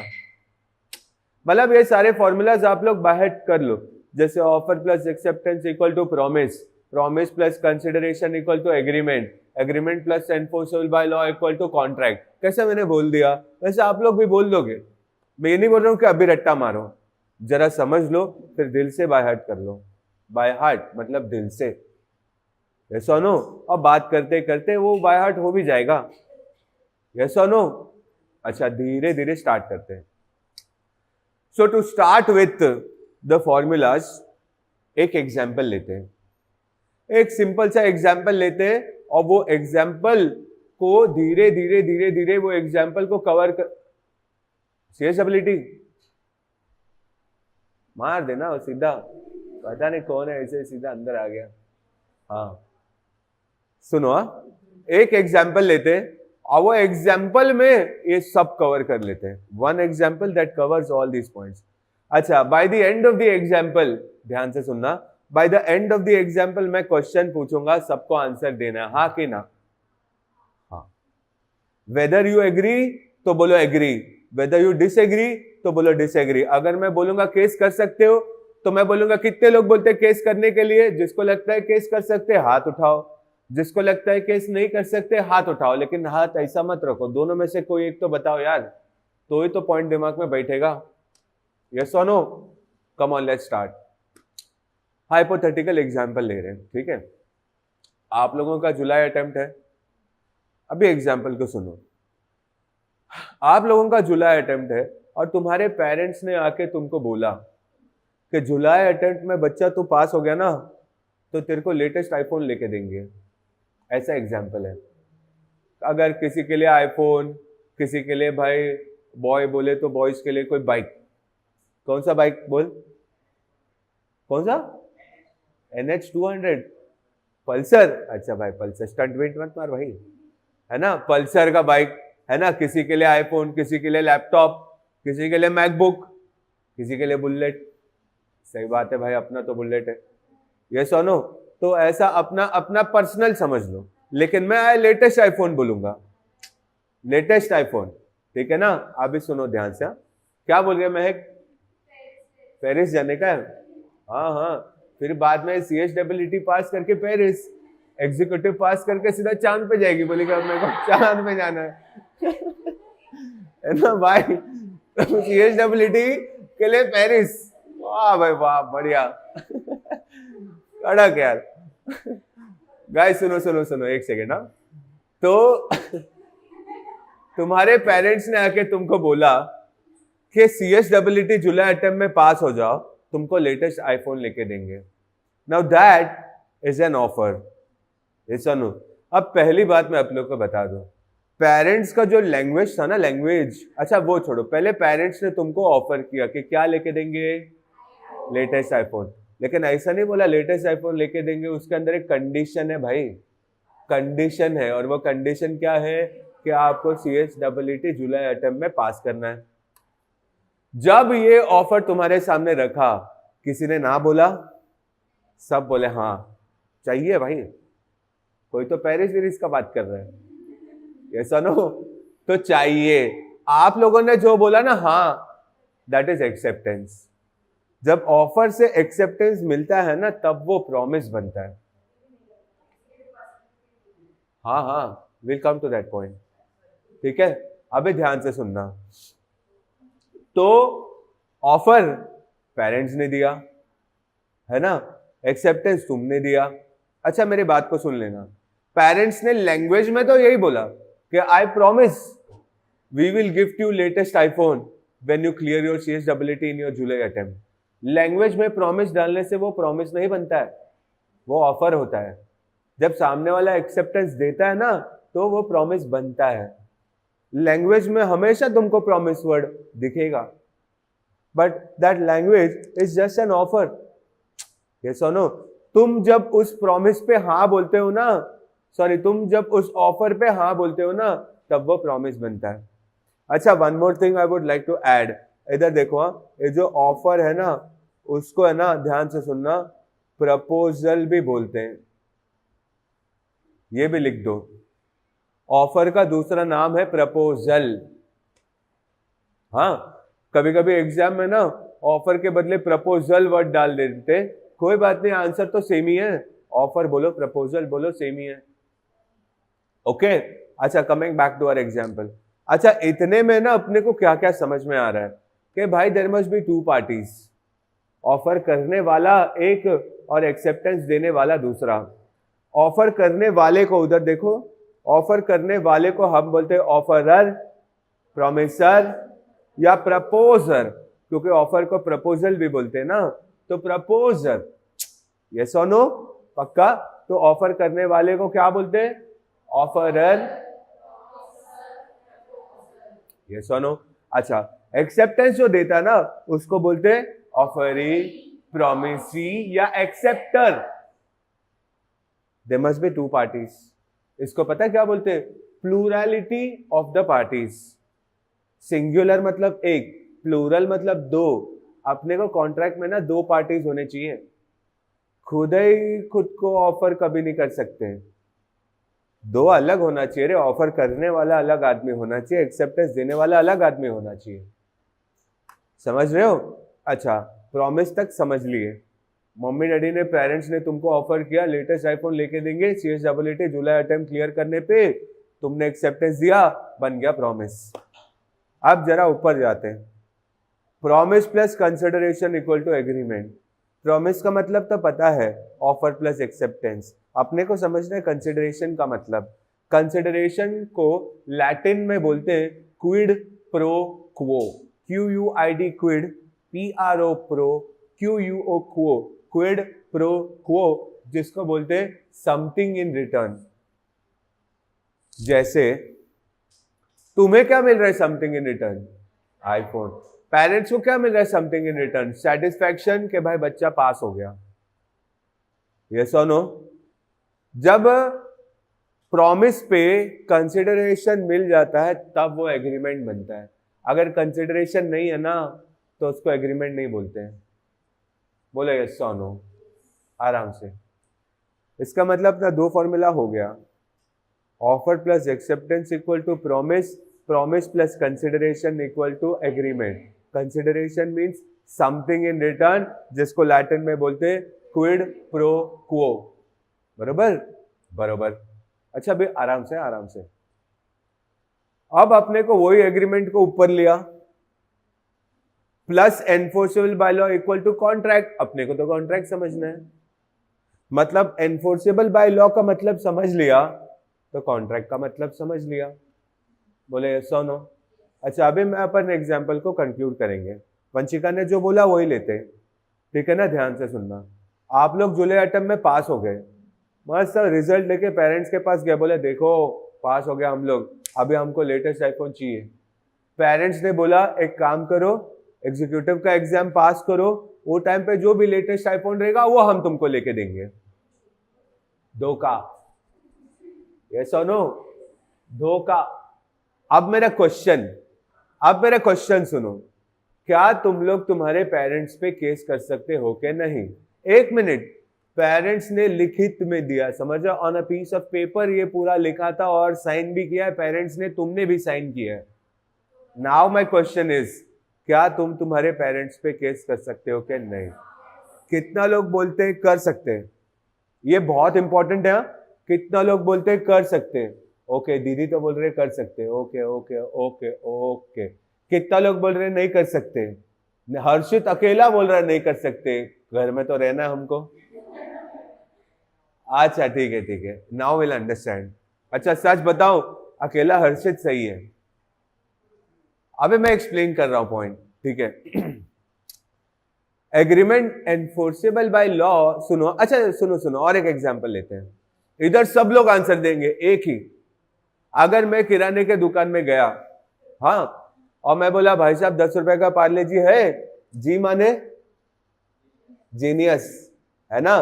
तो बोला भाई साहब 10 रुपए का पार्ले जी है? दुकानदार बोला है। मैंने उसको 10 रुपए दिया, उसने मेरे को पार्ले जी नहीं दिया। बोलो केस कर सकता हूं कि नहीं? मैंने 10 रुपए दिया, अरे सुनो बाबा, तो नहीं दिया। मैंने 10 रुपया दिया दुकानदार को, दुकानदार ने मेरे को पार्ले जी नहीं दिया, क्या मैं उस पर केस कर सकता हूं? ऑफ कोर्स करूंगा ना, 10 रुपए दिया है तो उतना सामान मिलना भी तो चाहिए,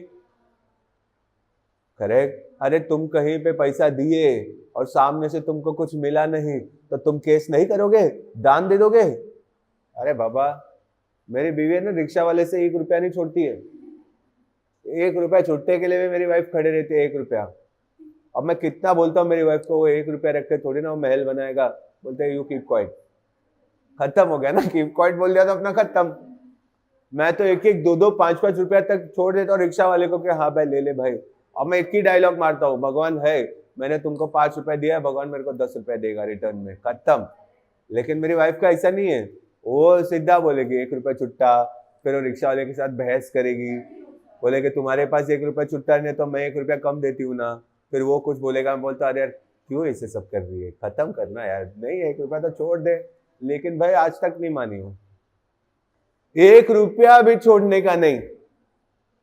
अगर तुमने पैसा दिया है और तुमको उसका इक्वल नहीं मिला समथिंग इन रिटर्न, तो तुम केस करोगे, बरोबर? लेकिन पेरेंट्स वाले केस में कुछ अलग ही आ रहा है, कोई बोल रहा है केस कर सकते, कोई बोल रहा है नहीं केस कर सकते। नाउ लेट्स अंडरस्टैंड, वो जो किराने वाला एग्जाम्पल लिया ना, उसमें तो केस कर सकते हैं, लेकिन पेरेंट्स वाले एग्जाम्पल में केस नहीं कर सकते, जबकि लिखित में लिया फिर भी केस नहीं कर सकते। Let me explain. उसका आंसर है एनफोर्सेबल बाय लॉ, जिसका मतलब है intention to create legal relation है कि नहीं है?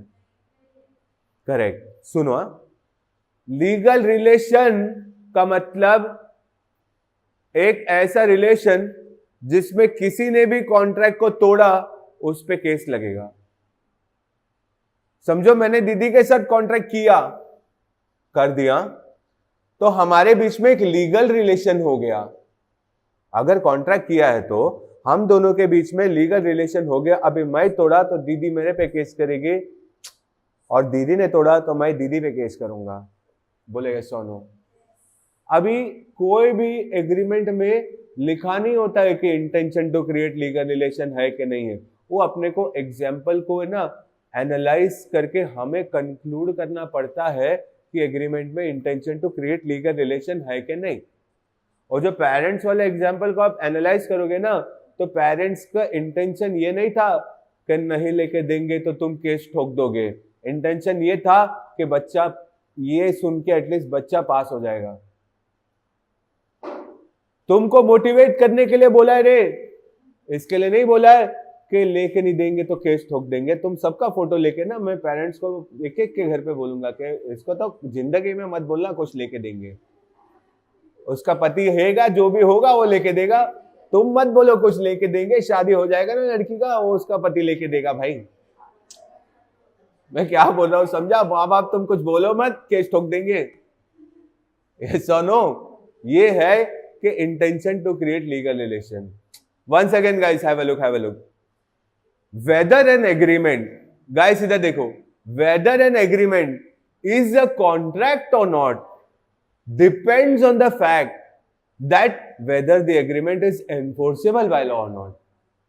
अगर वो एनफोर्सेबल बाय लॉ है तो वो कॉन्ट्रैक्ट है, अगर वो एनफोर्सेबल बाय लॉ नहीं है तो वो सिर्फ एग्रीमेंट है।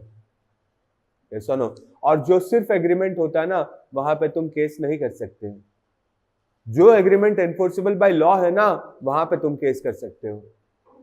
पेरेंट्स वाला एग्जाम्पल एग्रीमेंट है लेकिन वो कॉन्ट्रैक्ट नहीं है, इसके लिए आप केस नहीं कर सकते। Let's take a few more examples जहां पे एग्रीमेंट है लेकिन केस नहीं कर सकते, ताकि अपने को समझे ना कि भाई ऐसा कौन सा एग्रीमेंट है जो एग्रीमेंट है लेकिन एनफोर्सेबल बाय लॉ नहीं है। मैं आप लोगों को अ फ्यू एग्जांपल्स में बताता हूं।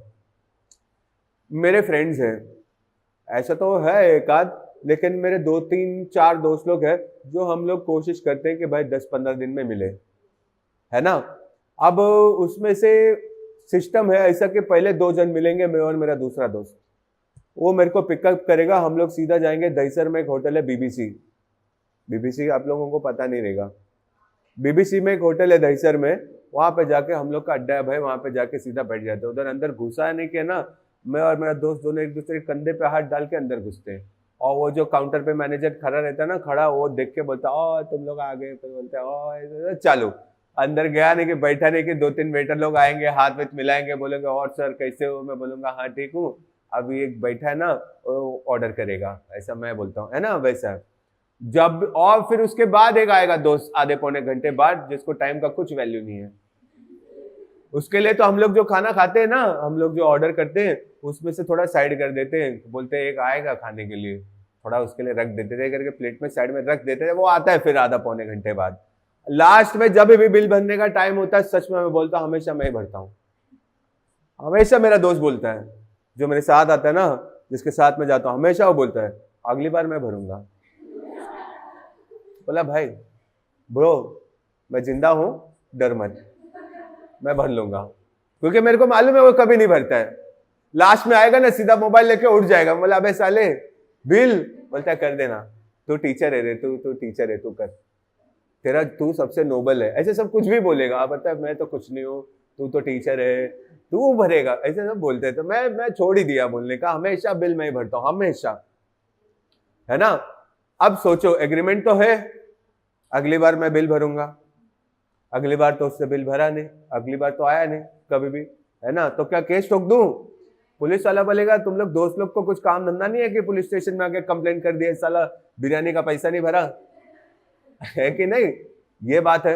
एग्रीमेंट है बट वो कॉन्ट्रैक्ट नहीं है, क्योंकि वो एग्रीमेंट एनफोर्सेबल बाय लॉ नहीं है, वो दोस्त लोग के बीच में, इसको बोलते हैं सोशल एग्रीमेंट, डोमेस्टिक एग्रीमेंट। और एक एग्जांपल ले लो, समझो मेरे दोस्त ने मेरे साथ एग्रीमेंट किया कि वो दोपहर को मेरे घर में लंच करने आएगा, है कि नहीं? अच्छा हम लोग का ऐसा है कि इट्स नॉट जस्ट कि मैं और मेरे दोस्त लोग हम लोग मिले, मेरी वाइफ, उसकी वाइफ, हम लोग सब भी मिलते हैं। अभी मेरा और एक दोस्त का शादी हुआ, वो मेरे को 2 हफ्ते से मेरे को फोन कर रहा है, बोल रहा है कि कब वाइफ को लेके आऊं, मेरे मॉम डैड से मिलाने, है ना। हाँ मेरे मॉम डैड से, मेरा स्कूल फ्रेंड है ना, सेम कॉलेज में भी थे हम लोग, तो बचपन से साथ में थे, हाफ चड्डी में घूमते थे हम लोग। अभी उसका शादी हो गया, तो वो मेरे को 2 हफ्ते से बोल रहा है कौन से संडे को मैं मेरी वाइफ को आके मेरे मॉम डैड से मिला। मतलब वो मेरे घर पे इडली डोसा खाता था, मैं उसके घर, मैं वेजिटेरियन हूँ, प्योर वेजिटेरियन ब्राह्मण हूँ, लेकिन मेरे सारे दोस्त लोग नॉन वेजिटेरियन है, मैं जम के नॉन वेज खाता हूँ फुल भाई। मेरे दोस्त लोग के घर पे जाके मैं नॉन वेज खाता हूँ, है ना भाई। मेरे फ्रेंड है, मेरा फ्रेंड की मॉम मेरी वाइफ को फोन करते हैं और बोलते श्रीराम के लिए मैंने चिकन बनाया है, तेरे लिए इडली बनाएगी, आ जा। मेरी वाइफ ऐसा इतना छोटा मुंह बना के आती है और मैं मस्त चिकन विकन खाता हूँ और वो इडली चटनी खा के वापिस, है ना। तो हम लोग का फ्रेंड्स में भी ऐसा होता है, एक दूसरे के घर पे हम लोग जाते हैं। वैसे तो मेरे फ्रेंड ने मेरे को बोला वो आएगा, एग्रीमेंट डन, दोपहर को आएगा, उसके लिए खाना वाना बना, आया ही नहीं, तो क्या केस ठोक दूं? भाई वो एग्रीमेंट है लेकिन वो सोशल एग्रीमेंट है, डोमेस्टिक एग्रीमेंट है, यस और नो। और एक एग्जांपल भाई, शादी होने के पहले ना हस्बैंड तो वाइफ को ना बहुत बोलता है ये करूंगा वो करूंगा, चांद तारे तोड़ के लाऊंगा, ऐसे सब बोलते। मैंने भी बोला है भाई, मैंने भी बोला मेरी वाइफ को, जब वो मेरी गर्लफ्रेंड थी, कि तेरे लिए मैं ऐसा करूंगा वैसा करूंगा, ये हो, माँ कसम कुछ नहीं किया। शादी होके ना साल हो गए, few years have passed, I have not given anything to my wife, nothing।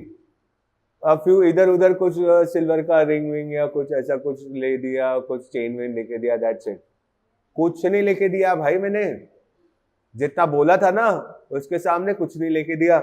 तो क्या मेरी वाइफ मेरे पे केस ठोक देगी? अरे बाबा, बीवी को खुश करने के लिए मैंने बोला कि तेरे लिए मैं ये करूंगा वो करूंगा। यस और नो, दैट्स द पॉइंट। समझो? तो ऐसे बहुत सारे एग्रीमेंट्स हैं, सुना, ऐसे बहुत सारे एग्रीमेंट्स हैं जो सिर्फ एग्रीमेंट्स हैं लेकिन वो कॉन्ट्रैक्ट नहीं है।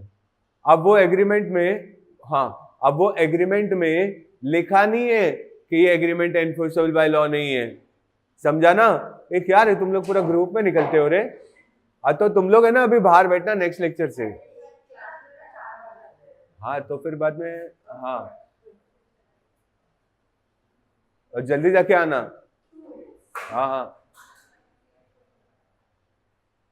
ऐसे ना बहुत सारे एग्रीमेंट्स होते हैं जो सिर्फ एग्रीमेंट्स है, एनफोर्सेबल बाय लॉ नहीं है। Getting the point? पक्का? ये है कॉन्ट्रैक्ट।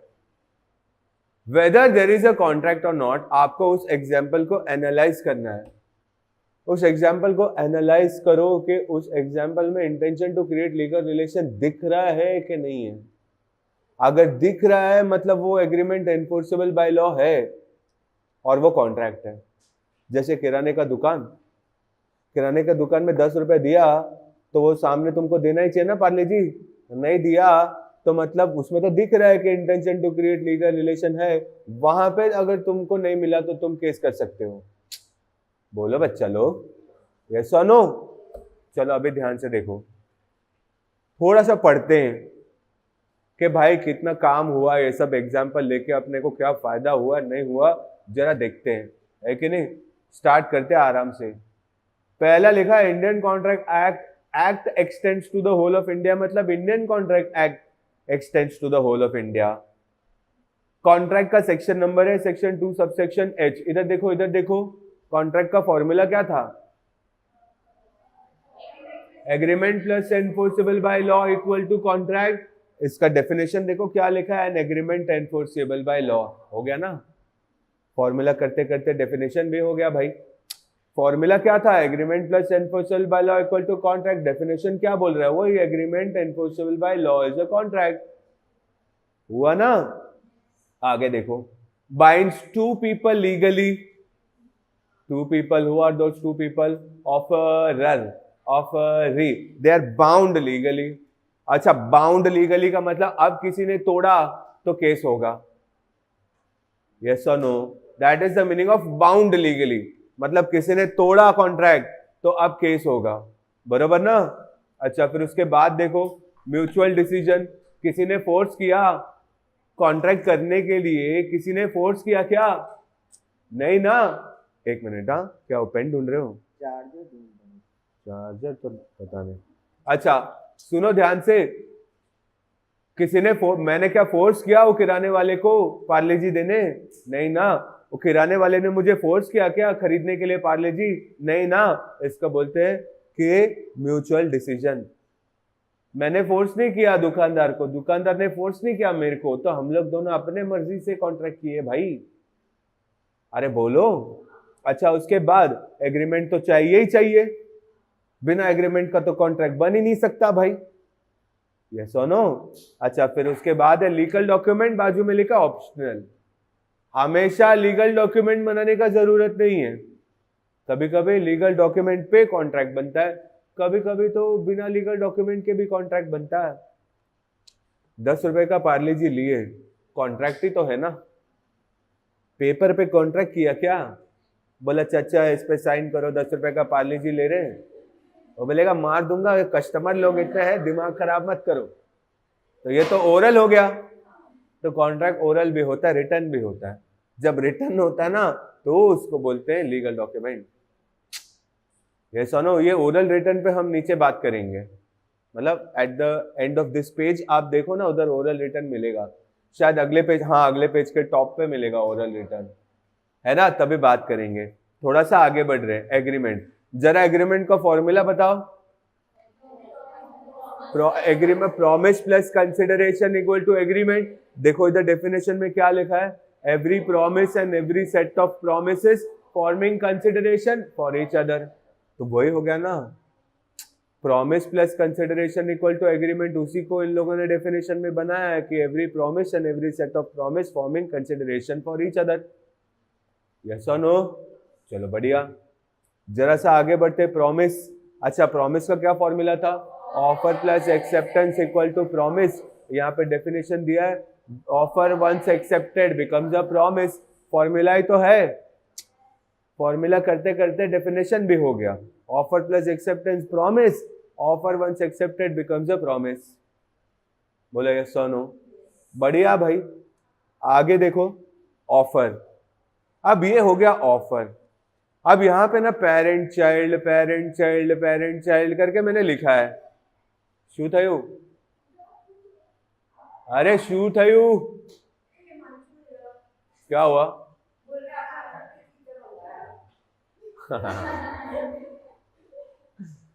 ए भाई कुछ भी करो, हिमांशु भैया का दिल मत दुखाओ। बोल दिया ना, मना मत करना। सुनो, एक बार हिमांशु भैया ने बोल दिया ना अंदर, मतलब क्लास के अंदर, उल्टा मत बोलना हिमांशु भैया को। हाँ हाँ, आई एम जस्ट सेइंग। हाँ हाँ, लास्ट डे रहेंगे तब मंगवाएंगे, CSWT लॉ पूरा हो जाएगा ना। अरे इस बार पक्का, खाली तुम लोग है ना तब तक जरा 400-500 जमा कर लो पर पर्सन। अरे लास्ट डे तुम लोग सब के लिए नहीं, आई एम जोकिंग।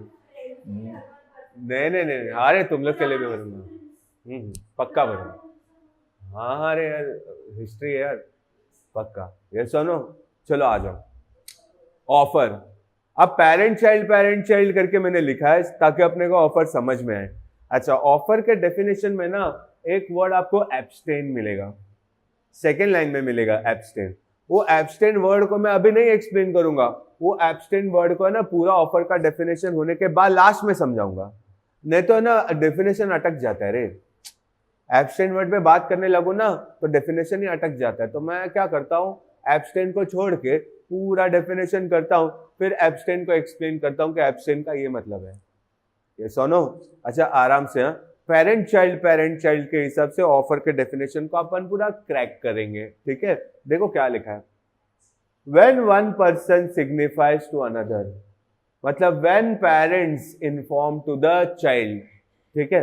आगे, his willingness to do or abstain from doing anything, his willingness to do मतलब parents willingness to do, parent ने तुमको इन्फॉर्म किया कि तुम्हारे लिए कुछ करना चाहते हैं, क्या? IPhone, latest iPhone. ये सुनो आगे, with a view of obtaining the assent of that other, with a view of obtaining the assent of that other मतलब ऐसा ऑफर करो कि सामने वाला हाँ बोले। ऐसा देखो, इधर देखो, कॉन्ट्रैक्ट के हिसाब से बात कर रहे हैं, ऐसा ऑफर करो कि सामने वाला हाँ बोले।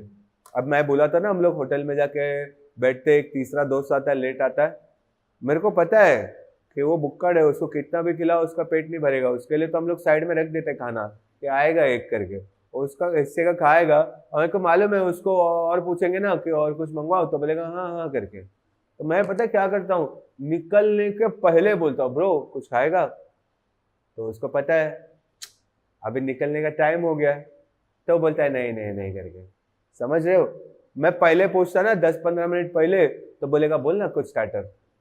मेरे को करना ही नहीं है भाई, नहीं करना है मेरे को, तो मैं हमेशा निकलने के 5 मिनट पहले ब्रो कुछ बोलूं क्या, तो बोलता है नहीं नहीं छोड़ निकलते हैं। समझा? मैंने ऑफर किया लेकिन मेरे को मालूम है कि वो ना बोलने वाला है। यारी दोस्ती में चलता है, लेकिन कॉन्ट्रैक्ट में याद रखना, अगर आप ऑफर कर रहे हो तो ऐसे इंटेंशन से ऑफर करो, विद अ व्यू, मतलब इंटेंशन से ऑफर करो कि सामने वाला हाँ बोलेगा। हाँ बोलना ना बोलना सामने वाले के ऊपर है। ऐसा नो, इसका मतलब ये नहीं हो गया कि सामने वाले को हाँ बोलना ही है। तुम इस तरीके से ऑफर करो कि सामने वाला हाँ बोले, इसको बोलते हैं with a view of obtaining the assent of that other. जैसे पेरेंट्स ने तुमको ऑफर किया with a view of obtaining your assent कि तुम हाँ बोलोगे। अगर तुमको पता है सामने वाला ना बोलने वाला है तो मत करो ऐसा ऑफर, टाइम पास मत करो। बोलो अंशिका।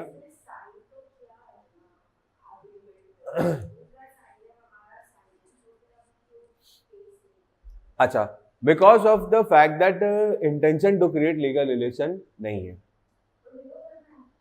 हाँ, तो वो कोर्ट में नहीं चलेगा, क्योंकि बोलेंगे क्या पेरेंट्स का इंटेंशन था, पेरेंट्स को पूछेंगे क्या तुम्हारा इंटेंशन था कि तुम नहीं लेके दोगे तो बच्चा नहीं बनता है, वो तो किसी का नहीं बनता है। हाँ हाँ हाँ।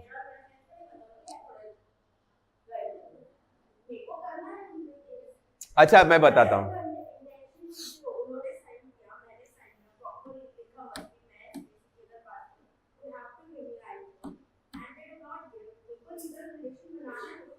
अच्छा ठीक है मैं बताता हूँ ये पॉइंट क्या हो गया पता है, ये ऐसा हो गया कहीं ना कहीं कोई ना तो कोई एक्ट में, बहुत सारे एक्ट में, बहुत सारे लॉज में फैमिली मैटर्स के बारे में भी लिखा है। जैसे एक होता है विल, विल होता है विल, ठीक है। अभी समझो मेरी बड़ी बहन है, ठीक है, मेरे पेरेंट्स ने विल बनाया, सुनो हाँ, मेरे पेरेंट्स ने विल बनाया 50-50, आधा प्रॉपर्टी जो भी है मेरे मॉम डैड का वो मेरी बड़ी बहन को जाएगा, आधा प्रॉपर्टी मेरी बहन को जाएगा, यस और नो। अब मेरे मॉम डैड के जाने के बाद पूरा प्रॉपर्टी मैंने ले लिया, तो वहां पे मेरी बहन मेरे पे केस करेगी। फैमिली में भी केस करते हैं, मैं मना नहीं कर रहा हूं, लेकिन उसके पीछे ना सपोर्ट में कोई लॉ होना चाहिए।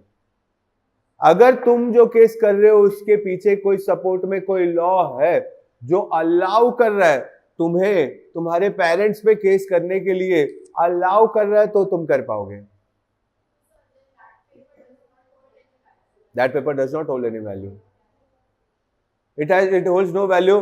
मेरी वाइफ तो मेरे को पेपर में बोलती लिख के दे के बहुत कुछ करेगा, तो मैं पेपर में लिख के भी दिया रहेगा वाइफ को, मेरे को क्या है। When she was my girlfriend at that time, वो मैं बोलता तेरे लिए ना मैं ऐसा कुछ गोल्ड का करके दूंगा, वो बोलेगी लिख के दे, हाँ ले ना भाई लिख के, क्या फर्क पड़ता है, वो कागज है, कुछ काम का चीज नहीं है। नो वैल्यू, बिकॉज उसमें intention to create legal relation है ही नहीं। अच्छा मैं तुमको एक रियल एग्जाम्पल बताता हूँ, एक रियल केस लॉ। ऐसा हुआ था, बालफोर वर्सेस बालफोर करके केस हुआ था। उसमें ऐसा था कि हस्बैंड ने वाइफ को प्रॉमिस किया था, ये सुना वंशिका, हस्बैंड ने वाइफ को प्रॉमिस किया था कि वो अब्रॉड जाएगा और हर महीने पैसा भेजेगा, ठीक है। और वो गया अब्रॉड और एक आध महीना पैसा भेजा, फिर उसको किसी ने, तो उसके हस्बैंड के किसी फ्रेंड ने उस हस्बैंड को फोन करके बोला कि भाई तू तो अब्रॉड में है, लेकिन तेरी वाइफ है ना यहाँ पे ना किसी के साथ अफेयर में है। हस्बैंड को आया गुस्सा, हस्बैंड ने पैसा, और वो ट्रू था, वाइफ का सच में अफेयर था, ठीक है। हस्बैंड को आया गुस्सा, हस्बैंड ने पैसा देना ही बंद कर दिया। वाइफ ने हस्बैंड पे केस ठोक दिया कि इसने बोला था ये पैसा देगा, अभी पैसा दे नहीं रहा है, जबकि वाइफ का अफेयर चल रहा है। तो मैटर क्या, वाइफ ने केस ठोक दिया कि ये बोला पैसा देगा और अभी पैसा नहीं दे रहा है। तो कोर्ट में भी जज ने यही बोला कि ये हस्बैंड ने बोला है, लेकिन ये बोला है उसके पीछे intention to create legal relation नहीं है। जैसा हर हस्बैंड अपने वाइफ को बोलता है वैसा ये बात बोला है हस्बैंड ने, दैट्स इट। ये करूंगा, वो करूंगा, ये लेके दूंगा, वो लेके दूंगा, वो तो बोलते ही रहते यार, उसमें क्या है। अरे छोटा सा बच्चा होता है ना, वो बोलता है ना मेरा भांजा है, ठीक है ना, 10 साल का एक है और एक 9 महीने का है। जो मेरा 10 साल का भांजा है मेरी वाइफ का भी भांजा है, वो तो मेरा ही हो गया। तो उसको मैं कभी लेके जाऊँ घूमने के लिए, वो मेरे को बोलेगा कि राम अंकल मेरे को आइसक्रीम लेके दो, तो मैं क्या बोलूंगा, आज नहीं कल, कल थोड़ी ना उसको लेके देने वाला हूं मैं, तो क्या केस ठोक देगा। समझ रहे हो, ये बात है कि intention to create legal relation है कि नहीं, वो देखो। बच्चे को तो कितना प्रॉमिस करते हो, अरे प्रॉमिस तेरे को लेके देगा। मैं जब 6th स्टैंडर्ड में था ना, 6th स्टैंडर्ड, मैं 6th स्टैंडर्ड से बाइक चलाता था, 6th स्टैंडर्ड से, ठीक है। हाँ बाइक, लिजिट बाइक, गियर वाला, ठीक है। मेरे दोस्त लोग के थे ना, उन लोग का चाचा, उन लोग के साथ जब बाइक से था ना, 6th स्टैंडर्ड से मैं बाइक चलाता था। और मैं हमेशा ऐसा करता था कि मेरा दोस्त है ना बिल्डिंग के नीचे आके बाइक रुकाता था रोड पे, तो मेरी मम्मी को मैं बोलता था मम्मी मैं जा रहा हूँ, 6th स्टैंडर्ड का बात है। और मैं जाता था, मेरी मम्मी किचन से देखती थी और मैं ना जाके ना मेरे दोस्त को बोलता था चल पीछे बैठ, और मैं आगे बैठ के बाइक चला के जाता था। मेरी मॉम को बहुत अच्छा लगता था कि मेरा बेटा बाइक चला रहा है, क्योंकि मेरी मॉम नहीं चलाती थी, मेरा डैड तो साइकिल भी नहीं चलाता है अभी तक, इज 71 और something, but my dad is least concern about these things. मेरे डैड को साइकिल चलाने भी नहीं आता है, ठीक है ना, मैं तो 6th स्टैंडर्ड से बाइक चला रहा हूँ। तो मेरी मॉम को ना बहुत अच्छा लगता था देखने के लिए कि मेरा बेटा बाइक चला रहा है इतनी कम उम्र में। तो मेरी मम्मी को मैंने एक बार बोला था, मम्मी मेरे को बाइक चाहिए, छोटा उम्र है ना, तो मैं 7th 8th स्टैंडर्ड में था, तो मम्मी को लगा मम्मी मेरे को बाइक चाहिए। तो मम्मी बोली तू 18 साल का होएगा ना तो मैं तेरे को पल्सर का बाइक लेके दूंगी। वो टाइम पे था पल्सर 180, है ना। जब मैं 18 साल का हुआ ना, तब मेरी मम्मी को मैंने बोला मम्मी मालूम है तू बोली थी मेरे को पल्सर का बाइक लेके देगी, मैं 18 साल का हो गया, मेरे को पल्सर का बाइक लेके दे। मम्मी बोले तू मुंह बंद कर, ऐसा मारूंगी ना तेरे को, मुंह बंद रख, मांगना मत अभी पल्सर विल्सर, बस खुद कमाएगा खुद ले ले। मस्त बोला, कमाया और लिया भी भाई बुलेट, समझ रहे हो। तो क्या केस ठोक दूं, मम्मी ने बोला था लेके देगी बुलेट और बुलेट नहीं लेके दिया, ऐसा नहीं होता रे। उसमें intention to create legal relation है कि नहीं वो चेक करो। अभी मैं अगर मम्मी को बोलता ना लेके दे, और तभी 7वीं 8वीं में मम्मी ना बोलती ना तो मैं जिद करता, तो मम्मी बोली इसको तो पता नहीं क्या है, इसको तो लगता है सब झाड़ से उगता है, पैसा तो इसको पता नहीं क्या है। तो मम्मी ने ना बात टालने के लिए बोल दिया कि तू 18 साल का होगा तब लेके दूंगी, ये सोच के कि मैं भूल जाऊंगा।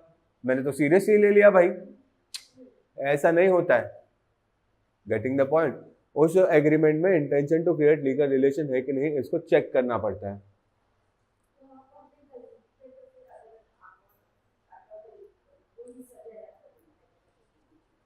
अरे बाबा सब हाइपोथेटिकली है। हाँ नहीं लगेगा, बोल बोल।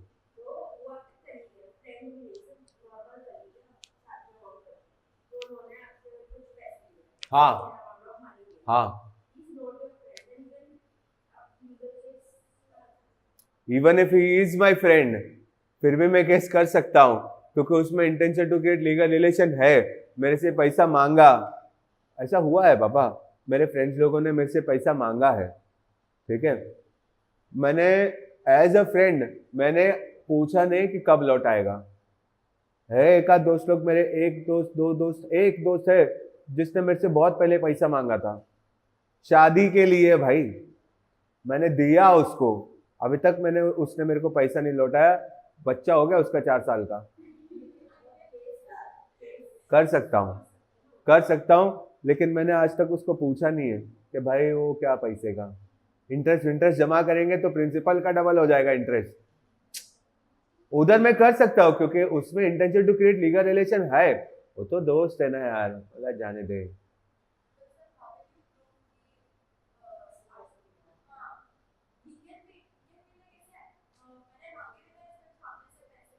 वो सब मेरे को कोर्ट में प्रूव करना पड़ेगा कि वो मेरे पे है कि मैं कोर्ट में कैसा प्रूव करूं कि intention to create legal relation है। वो मैं करेगा ना, केस करने वाला हो तो intention to create legal relation भी प्रूव करूंगा ना, मैं बोलूंगा मैंने सामने से दिया ही नहीं बाबा, उसने मेरे को बोला तो उसको शादी के लिए उसको पैसा चाहिए करके मैंने दिया। हाँ, तो ओरल कॉन्ट्रैक्ट को कोर्ट में प्रूव करना मुश्किल होता है, इसके लिए जनरली कॉन्ट्रैक्ट्स ऑन पेपर होते हैं कि आगे जाके कुछ इश्यू ना हो। यस और नो। जरा आगे देखो, with a view of obtaining the assent of that other, समझा, to such act or abstinence he is said to have made an offer। समझा, ऑफर का मतलब पहला, when one person signifies to another, parent signifies to the child his willingness to do, parents ने child को inform किया कि parent child के लिए क्या करना चाहता है। फिर लास्ट लाइन में है with a view of obtaining the ascent of that other, मतलब ऐसा ऑफर किया कि बच्चा बोलेगा हाँ, ना बोलना बच्चे के ऊपर है, ऑफर को कैंसिल करना सामने वाले पे, लेकिन हम तो ऐसा ऑफर करेंगे कि सामने वाला हाँ बोलेगा, तो वो हो गया ऑफर। अच्छा अभी मैं वो वर्ड पे आ रहा हूँ abstain. It may explain the meaning of the word abstain. Abstain का मतलब होता है कुछ नहीं करना। अभी ध्यान से सुनना एब्सटेन का मतलब। देखो जो पेरेंट्स वाला एग्जाम्पल था ना, उसमें पेरेंट्स ने तुमको ऑफर किया कि तुमको लेटेस्ट आईफोन देंगे प्रोवाइडेड तुम कुछ करो। क्या करो? CSAA जुलाई अटेम्प्ट में पास करो, ऐसा नो। बट हमेशा ऑफर ऐसा नहीं रहेगा कि तुम कुछ करो, कभी कभी ऑफर ऐसा भी रहेगा कि तुम कुछ मत करो। Let's take an example. क्या नाम था? कृपा, क्रीशा, अच्छा वो रूपा है। अच्छा शेनॉय सर से कुछ रिलेटेड है क्या? हाँ शेनॉय, हाँ ओके, क्रीशा, एग्जाम्पल सुनो, क्रीशा सुनो, अपन एब्सटेन समझ रहे हैं। मेरा किराने का दुकान है, क्रीशा मेरे किराने के दुकान में आई, बोली सर मेरे को ना काम सीखने का है। अब वो बोली मेरे को काम सीखना है, तो मैं तो खुश हो गया, पता है क्यों? अब इसको कम पैसे में मैं काम करवाऊंगा। काम सीखने के लिए जो आता है ना उसको ज्यादा पैसा नहीं देते, है ना। तो क्रीशा बोली सर मेरे को काम सीखना है। बोले अच्छा काम सीखना है, आजा आजा आजा बच्चा मैं तेरे को काम देता हूँ। अरे भाई सब काम करवाया मैंने क्रीशा से, और वो क्रीशा ने सब काम किया कम पैसे में। मेरा तो पैसा बच गया, कम पैसे में मेरा सब काम हो रहा है, मैं तो एंजॉय कर रहा हूँ मस्त आराम से। और ये नहीं पता कि क्रीशा धीरे धीरे धीरे धीरे पूरा बिजनेस सीख रही है, पूरा बिजनेस सीख रही है, और पैसा जो मैं उसको दे रहा हूं ना वो भी जमा करके रख रही है, खर्च नहीं कर रही है। 2 साल हो गया, क्रीशा के पास पैसा भी है, इधर उधर से पैसा भी जमा कर लिया क्रीशा ने। 2 साल बाद आई मेरे पास, बोली सर मैं जा रही हूँ। बोला किधर? बोले अभी मैं खुद का दुकान खोलूंगी। बोला ओ शिट, अभी मेरे लग गए, है ना। अभी और क्रीशा के पास तो मेरे सारे कस्टमर्स तक का कांटेक्ट है। मेरा कस्टमर मेरे से कम बात करता है, क्रीशा से बोलता है क्या बेटा कैसे? बोलते हाँ अंकल ठीक। इतना अच्छा रिलेशन है, क्रीशा ने तो रिलेशन भी सीख लिया कस्टमर्स के साथ कैसा रहने का, वो तो मेन होता है ना, पूरा सीख लिया क्रीशा ने। अब मेरी फटी। अब मैं क्रीशा को क्या ऑफर कर रहा हूं सुनो। क्रीशा को मैं बोलता हूं क्रीशा मैं तेरे को 10 लाख रुपए ऑफर करता हूं, बस मेरे दुकान के 1 किलोमीटर रेडियस में तू तेरा दुकान मत खोल। ये भी ऑफर हुआ, लेकिन ये ऑफर में कुछ करना, कुछ क्रीशा करेगी ऐसा ऑफर नहीं किया मैं। क्रीशा नहीं करेगी ऐसा ऑफर, इसको बोलते हैं abstain. Offer can be to do something, offer can be not to do something. जब नॉट टू डू समथिंग वाला ऑफर तुमको मिला ना तो उसको एब्सटेन बोलते हैं, और तुमने अगर वो ऑफर को एक्सेप्ट कर लिया ना तो अब तुमको एब्सटेन रहना पड़ेगा। अगर क्रीशा को वो 10 लाख रुपया का रियली लगा कि नहीं ये जो ऑफर सर ने किया है 10 लाख वाला ये मुझे लेना चाहिए, तो क्रीशा वो ऑफर को एक्सेप्ट करेगी ना, तो उसके बाद 1 किलोमीटर रेडियस में क्रीशा अपना दुकान नहीं खोलेगी। अगर क्रीशा ने वो ऑफर को रिजेक्ट कर दिया तो फिर क्रीशा मेरे बाजू में भी दुकान खोल सकती है। अभी क्रीशा के ऊपर है कि उसको क्या सही लग रहा है क्या नहीं लग रहा है। मेरे को भी ऐसा एब्सटेन वाला एक ऑफर मिला है कि प्रोविंग्स में पढ़ा रहे हो, अभिषेक सर ने बोला प्रोविंग्स में पढ़ा रहे हो। अभिषेक सर के पहले भी जो थे उन्होंने, प्रोविंग्स के जो मेन ओनर्स है, उन्होंने मेरे को ऑफर किया कि तुम प्रोविंग्स में पढ़ाओ, दूसरे क्लासेस में पढ़ाओ चलेगा, लेकिन एक पर्टिकुलर क्लासेस है वहां पे तुम नहीं पढ़ाओगे। नाम बाम मत बोलो यार, यस और नो, दैट्स द। अभी मेरे को ऐसा ऑफर किया था प्रोविंग्स में पढ़ा रहे हो तो वो क्लासेस में नहीं पढ़ाओगे। मैंने एक्सेप्ट किया तो वो क्लासेस से मेरे को ऑफर आया, लेकिन मैं गया नहीं क्योंकि मैंने एक्सेप्ट किया ना। अभी सोचो यार, मैंने वो क्लास मैंने एग्री किया अभिषेक सर को कि हाँ ठीक है तुम जो क्लासेस में बोल रहे हो मैं नहीं पढ़ाऊंगा, वो क्लासेस में मैं नहीं पढ़ाऊंगा, मैं प्रोविंग्स में पढ़ाऊंगा। यस और नो। और फिर बाद में 1 साल बाद मेरे को उधर से ऑफर आया, वो क्लासेस से ऑफर आया, मैंने रिजेक्ट कर दिया। बोला नहीं भाई,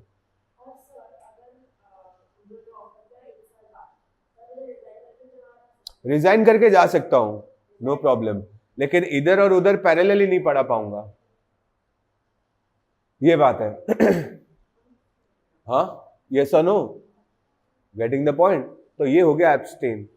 तो मुझे ऑफर किया कि मैं प्रोविंस में पढ़ाऊं, एट द सेम टाइम मुझे ये भी ऑफर किया कि प्रोविंस में पढ़ा रहे हो तो वो दूसरे क्लासेस में नहीं पढ़ाओगे। बोला ठीक है नहीं पढ़ाऊंगा, हमको क्या, हमको तो पढ़ाने से मतलब है, ये क्लासेस हो या वो क्लासेस हो, पढ़ाने से मतलब है और अपना प्रोग्रेस होना चाहिए, स्किल्स इंप्रूव होना चाहिए, तो कोई भी क्लासेस हो अपने को क्या है।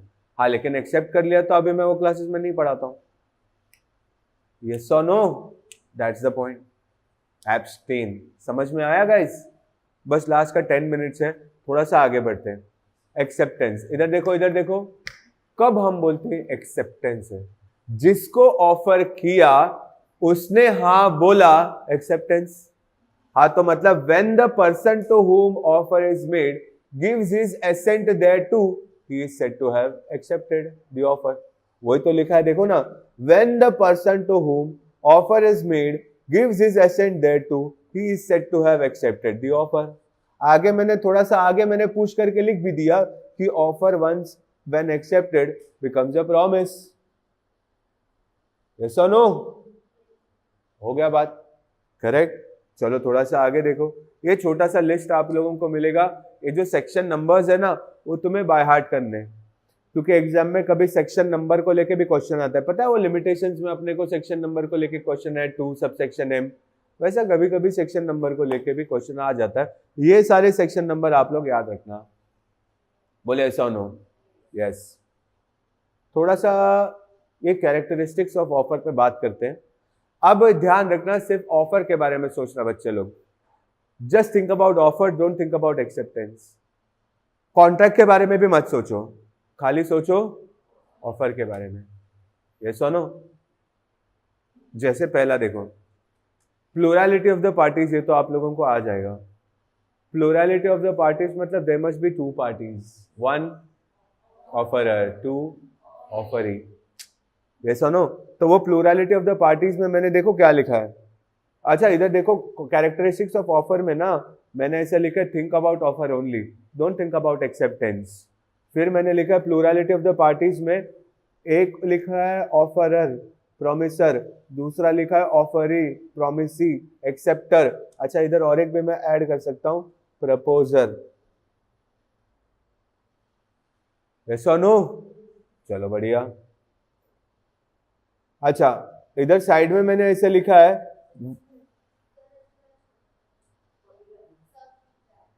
अच्छा एक सेकेंड, खाली मैं बता रहा हूँ, प्लूरलिटी ऑफ द पार्टीज में मैंने ऐसा लिखा है कि, अच्छा वो दिख नहीं रहा है, हाँ ये देखो, वो जो लिख रहे हैं ना एकदम कॉर्नर में, मैं वो बता रहा हूँ, one can not make offer to himself.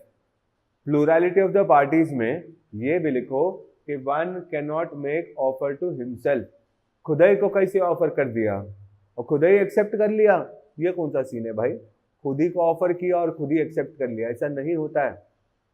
Offer करने वाला, एक्सेप्टेंस देने वाला, दोनों टोटली अलग होते हैं। यस और नो? चलो जरा सा आगे बढ़ते हैं। अच्छा आई थिंक सो ये अपना लास्ट टॉपिक पे बात होगा, एक्सप्रेस और इम्प्लाइड को लेके। फिर तो अपना लेक्चर खत्म हो जाएगा, 4 बजे को तुम्हारा ब्रेक है।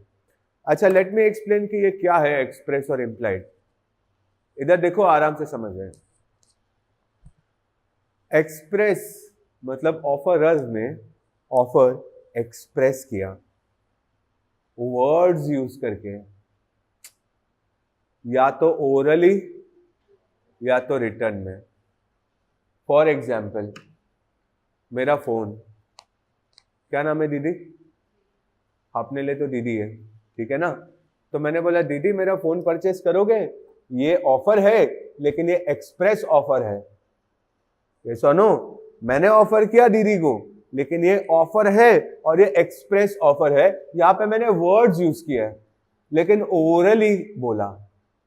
ये सुनो, अच्छा अगर मैं दीदी के साथ कुछ कॉन्ट्रैक्ट कर रहा हूं 1 करोड़ का कुछ बड़ा मशीनरी बेचने का, तो मैं ऑफर दूंगा और ना ऑफर लेटर, और लास्ट में मैं बोलूंगा अगर आपको ठीक लगा तो एक्सेप्ट करके साइन कर दो।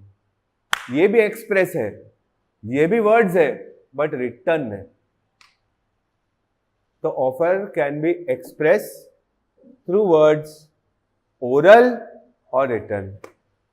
जब भी ऑफर वर्ड्स के थ्रू होता है, अब वो वर्ड्स या तो ओरली बोल दिया या तो पेपर में लिख के दिया, तो उसको बोलते हैं एक्सप्रेस ऑफर। अब समझते इंप्लाइड ऑफर क्या होता है। इंप्लाइड ऑफर होता है by behaviour, by conduct, by action. फिर से बोलो 3 word, by behaviour, by action, by conduct. Let's take an example. पहले एग्जांपल सुन लो गाइस, सुनो। आप बस स्टॉप पे खड़े हो, पहले एग्जांपल सुनो। आप बस स्टॉप पे खड़े हो, बस आया बस स्टॉप पे, जाम कर दी था बस में, कैसे कैसे करके आप बस के अंदर चढ़ के पीछे चले गए। बाय द टाइम तुम तुम्हारे डेस्टिनेशन पे उतरे, टीसी आया ही नहीं। टिकट टिकट बोलता ना, वो टीसी आया ही नहीं, तुमने टिकट खरीदा ही नहीं, तुम्हारा बस स्टॉप आया, तुम उतर गए। समझा कि नहीं? कंडक्टर, सॉरी, वो जो कंडक्टर होता है ना, टिकट टिकट, तो वो टिकट टिकट टिकट सुनाई दे रहा है, लेकिन वो आया ही नहीं तुम्हारे पास, तुम तो पीछे हो, है ना। तुम्हारा बस स्टॉप आ गया, तुम उतर गए, उधर मिला तुमको टीसी, बोला टिकट, तो तुमने बोला वो कंडक्टर तो आया ही नहीं, तो छोड़ देगा? नहीं छोड़ेगा। क्यों पता है? क्योंकि वो बस वाला जब बस लेके बस स्टॉप पे आया ना, तुम्हारे साथ बात नहीं किया, लेकिन बाय बिहेवियर वो बस वाले ने तुमको ऑफर दिया है कि तुमको जिधर जाना है मैं तुमको लेके जाऊंगा, प्रोवाइडेड वो मेरे बस के रूट में है। कभी कभी ऑफर बाय बिहेवियर भी होता है। बस ड्राइवर जो बस लेके आया ना बस स्टॉप पे, वो है implied offer, that offer is by behaviour. और वो बस पे जैसे तुमने पैर डाल के चढ़ गए तो तुमने इम्प्लाइड एक्सेप्टेंस दिया, तो अभी इम्प्लाइड कॉन्ट्रैक्ट हो गया, अब तो पैसा देना ही है। टीसी बोलेगा अच्छा ठीक है, तुमने टिकट नहीं लिया ना, अब मैं तुमको टिकट देता हूं, पावती फाड़ता हूं भाई, बड़ा टिकट देता हूं। यस और नो? ये मत बोलना कि कंडक्टर तो आया ही नहीं। कंडक्टर नहीं आया ना तो पैसा आगे भेजो और अपना टिकट लो और उतरो, नहीं तो टीसी ने पकड़ लिया ना, फाइन लग जाएगा। हाँ, बाद में तो टीसी पकड़ेगा ना। बोले यस और नो? इसको बोलते implied contract, sorry implied offer. तो कभी कभी ऑफर बाय बिहेवियर भी होता है। बस ले लो, ऑटो ले लो, ट्रेन ले लो, एटीएम ले लो। एटीएम में गए ना, तो एटीएम में तुम एटीएम का मशीन जो है उधर तुमने पिन डाला तो पैसा तो आना चाहिए ना भाई, अमाउंट डाल दिया, मोबाइल में मैसेज आया डेबिटेड, और इधर साला एटीएम से पैसा नहीं आया, तो अपन तो मारेंगे ना मशीन को कि साला पैसा दे, हिलाएंगे मशीन को कि भाई हमारा पैसा दो। ये इम्प्लाइड है। सुनो, बाय बिहेवियर चलता है रे। जब ऑफर बाय बिहेवियर होता है तो उसको इम्प्लाइड ऑफर बोलते हैं, जिसका एग्जांपल है बस, ऑटो रिक्शा, टैक्सी। टैक्सी वाला आके तुम्हारे सामने रुका, तुम टैक्सी में बैठ गए, उसने मीटर घुमा दिया, खत्म, अभी पैसा दो। यस और नो? उसको ये नहीं बोलेंगे अरे तुमने कहाँ पूछा कहाँ जाना, हम तो ऐसे ही बैठ गए, मारेगा वो, बोलेगा क्या टाइम पास चल रहा है क्या साला, मजाक लगा के रखा है क्या, मैं ऐसे ही रखा तुम आके बैठ गए तो पैसा देना पड़ेगा, ये बात है। यस और no? That is implied offer. Lecture यहीं पे अपन स्टॉप कर रहे हैं। खाली वो जो एग्जांपल लिखो, बस, ऑटो, ट्रेन, वेंडिंग मशीन, है ना, वेंडिंग मशीन भी वही हो गया रे, पैसा डालो तो उसमें से आता है चिप्स विप्स कुछ भी आता है वो, है ना, वो भवंस कॉलेज में था। फिर एटीएम, समझा? आगे के पॉइंट्स अपन कल से डिस्कस करेंगे, ठीक है। हasta la vista।